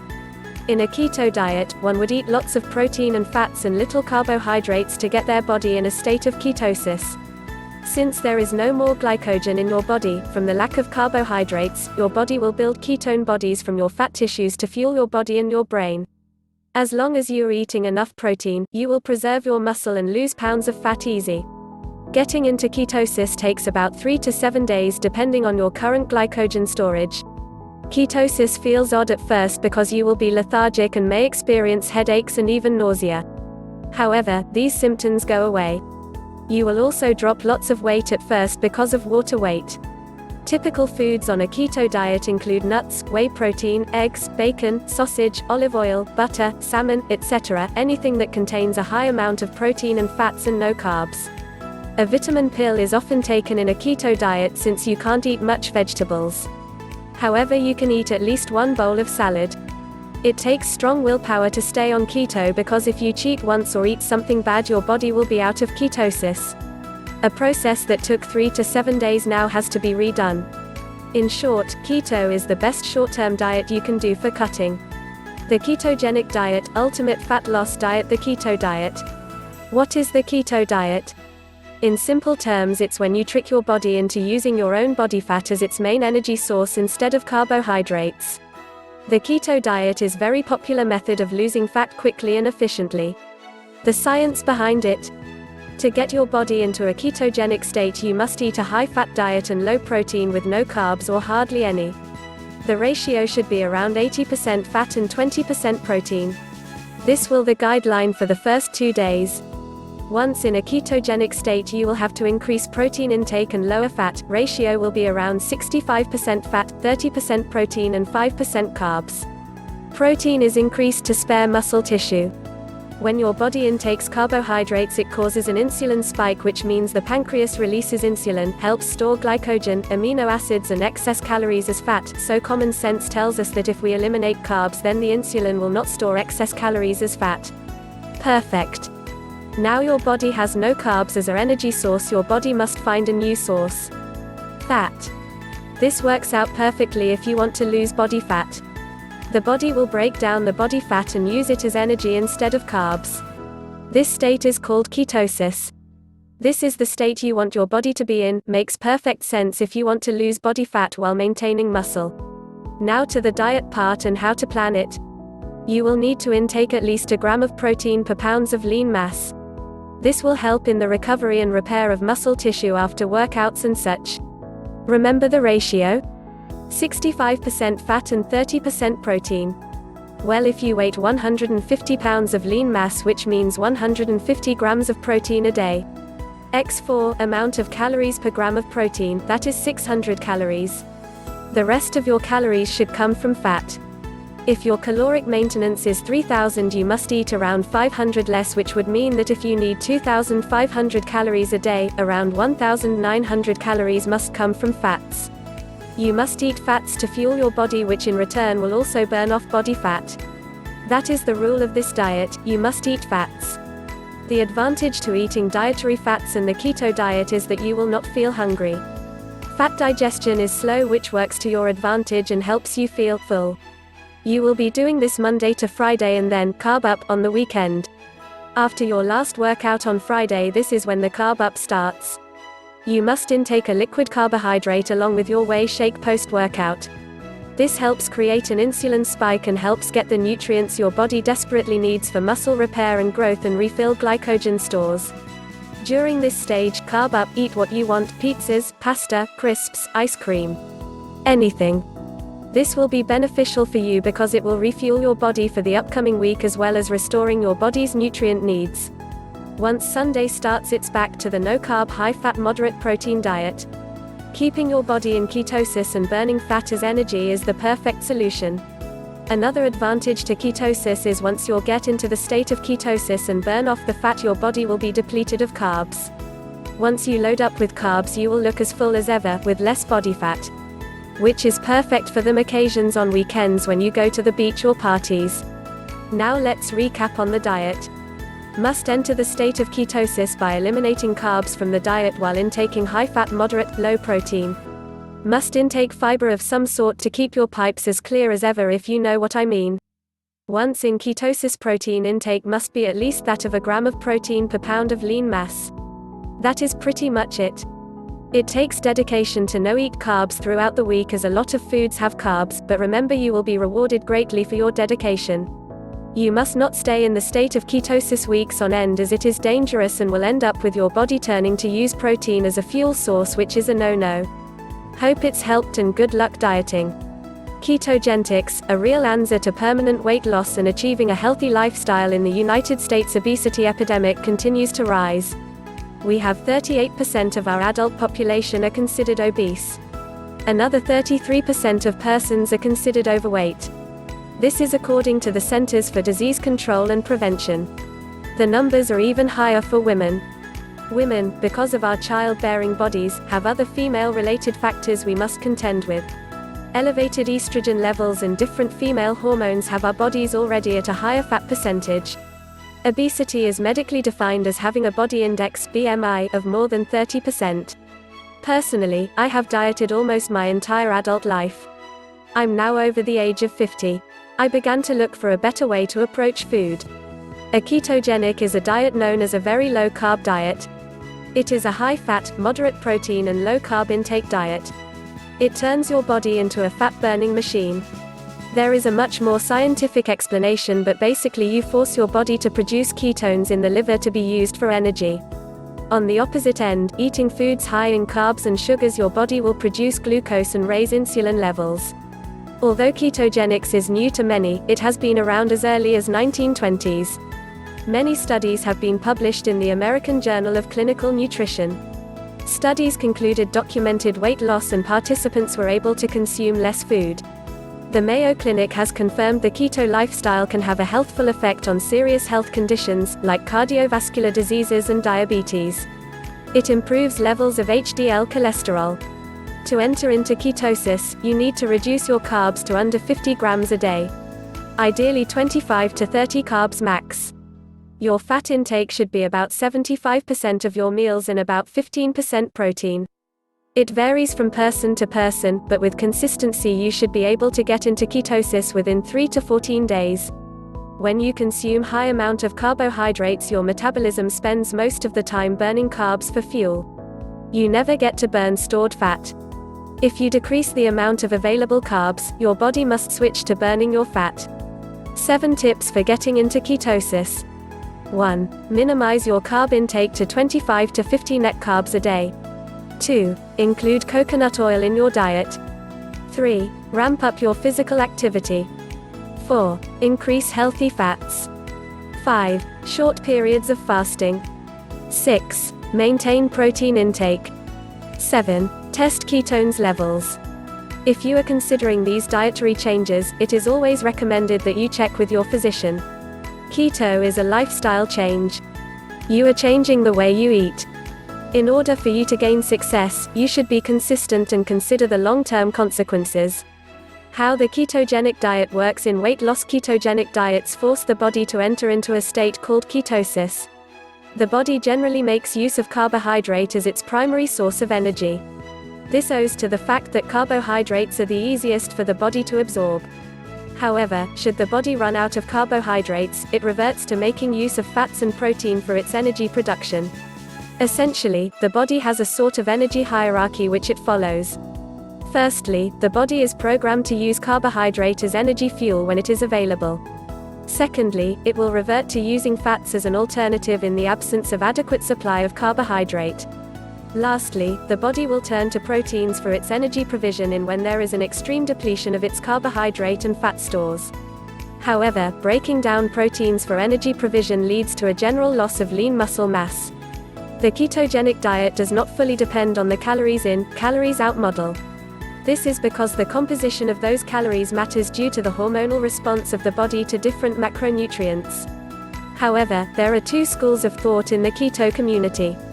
While one believes that the amount of calories and fat consumption does not matter, the other contends that calories and fat does matter. When using a ketogenic diet, you are trying to find a balance point. While calories matter, the composition of those calories also counts.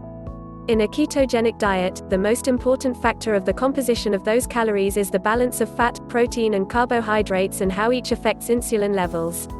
This balance is very important because any rise in insulin will stop lipolysis. Therefore, you need to eat foods that will create the smallest rise in insulin. This will help to keep your body in the state of burning stored body fat for fuel, lipolysis. The body can normally go into a ketosis state by itself. This is often the case when you are in a fasting state, such as when you are sleeping. In this state, the body tends to burn fats for energy while the body carries out its repairs and growth while you sleep. Carbohydrates generally make up most of the calories in a regular meal. Also, the body is inclined to make use of the carbohydrate as energy as it is more easily absorbable. The proteins and fats in the diet are thus more likely to be stored. However, in a ketogenic diet, most of the calories come from fats rather than carbohydrates. Since ketogenic diets have low amount of carbohydrates, they are immediately used up. The low carbohydrate level causes an apparent shortage of energy fuel for the body. As a result of this seeming shortage, the body resorts to its stored fat content. It makes a shift from a carbohydrate consumer to a fat burner. The body, however, does not make use of the fats in the recently ingested meal but rather stores them up for the next round of ketosis. As the body gets more familiar to burning fat for energy, fats in an ingested meal become used up with little left for storage. This is why the ketogenic diet uses a high amount of fat consumption so that the body can have enough for energy production and also still be able to store some fat. The body needs to be able to store some fat, otherwise it will start breaking down its protein stores in muscles during the ketosis period. In fasting periods, such as during ketosis, in between meals and during sleep, the body still needs a constant supply of energy. You have these periods in your normal day and therefore you need to consume enough amounts of fat for your body to use as energy. If there are no adequate amounts of stored fat, the proteins contained in your muscle become the next option for the body to use as energy. It is therefore important to eat enough to avoid this scenario from taking place. The main goal of a ketogenic diet is to mimic the state of starvation in the body. Ketogenic diets deprive the body of its preferred immediate and easily convertible carbohydrates by restricting and severely cutting back on carbohydrate intake. This situation forces it into a fat-burning mode for energy production. Ketogenic diets, understanding ketosis and ketones. The ketogenic diet, colloquially called the keto diet, is a popular diet containing high amounts of fats, adequate protein and low carbohydrate. It is also referred to as a low-carb high-fat (LCHF) diet and a low-carbohydrate diet. Ketogenic diets are basically designed to induce a state of ketosis in the body. When the amount of glucose in the body becomes too low, the body switches to fat as an alternative source of energy. The body has two primary fuel sources, which are glucose-free fatty acids (FFA) and, to a lesser extent, ketones made from FFA. Fat deposits are stored in the form of triglycerides. They are normally broken down into long-chain fatty acids and glycerol. Stripping off the glycerol from the triglyceride molecule allows for the release of the three free fatty acid (FFA) molecules into the bloodstream to be used as energy. The glycerol molecule goes into the liver where three molecules of it combine to form one glucose molecule. Therefore, as your body burns fat, it also produces glucose as a byproduct. This glucose can be used to fuel parts of the brain as well as other parts of the body that cannot run on FFA. However, while glucose can travel through the bloodstream on its own, cholesterol and triglycerides need a carrier to move around in the bloodstream. Cholesterol and triglycerides are packaged in a carrier called low-density lipoprotein, or LDL. Thus, the larger the LDL particle, the more triglycerides it contains. The overall process of burning fat deposits for energy produces carbon dioxide, water, and compounds called ketones. Ketones are produced by the liver from free fatty acids. They are composed of two groups of atoms linked together by a carbonyl functional group. The body has no capability to store ketones, and therefore they must be either used or excreted. The body excretes them either through the breath as acetone or through the urine as acetoacetate. Ketones can be used by body cells as a source of energy. Also, the brain can make use of ketones in generating about 70 to 75% of its energy requirement. Like alcohol, ketones take priority as a fuel source over carbohydrates. This implies that when they are high in the bloodstream, they must be burned first before glucose can be used as a fuel. What causes ketosis? When you start eating less amounts of carbohydrates, your body gets smaller supply of glucose to use as energy compared to before. The decrease in the amount of consumed carbohydrates and the subsequent reduction in the amount of available glucose slowly forces the body to move into the state of ketosis. Thus, the body goes into a state of ketosis when there is not enough amount of glucose available to the body cells. Starvation-induced ketosis. Fasting and starvation states usually involve reduced or no intake of food that the body can digest and convert into glucose. While starvation is involuntary, fasting is a more conscious choice you make to intentionally not eat. However, the body enters into a starvation mode whenever you are sleeping, when you skip a meal, or when you intentionally go on a fast. The lack of food intake results in a reduction in blood glucose levels. As a result, the body starts to break down its glycogen, stored glucose, stores for energy. The glycogen is converted back into glucose and used as energy by the body. In this state, the body also starts to burn its stored fats. Thus, the production of ketone bodies, ketogenesis, is induced by a lack of available glucose. Anytime the amount of ketones in the blood outnumber the molecules of glucose, the body cells will start making use of the ketones as their source of energy. What is a ketogenic diet and how does it relate to the Atkins diet? You've probably heard plenty about the Atkins diet over the years. You know, that incredibly popular and controversial diet that involves cutting right down on your carbohydrate intake. You may have also heard of ketogenic diets. It's a more scientific term, so you may not recognize it. Did you realize that the Atkins diet is a type of ketogenic diet? In this article we'll have a brief look at what the term means and my experience of this type of diet. The Atkins diet. The original Atkins diet book, Dr. Atkins' Diet Revolution, was released in 1972. Dr. Robert Atkins was interested, among other things, in getting his own weight under control. Primarily using self-experimentation techniques, he found that eating a diet very low in carbohydrates tended to make him lose weight quickly. His experimentation was based upon other research papers and, as a result of his own studies, he became confident that the science behind the diet was sound. The resulting book was a resounding success and, over the next 30 years up to his death in 2003, Robert Atkins continued to produce popular diet books based upon the low-carbohydrate principle. Ketogenic diets.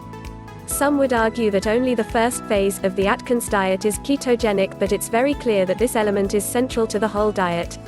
There are many other diets of this type with different names and claims, but if they talk about severely restricting the intake of carbohydrates, then they're probably forms of ketogenic diet.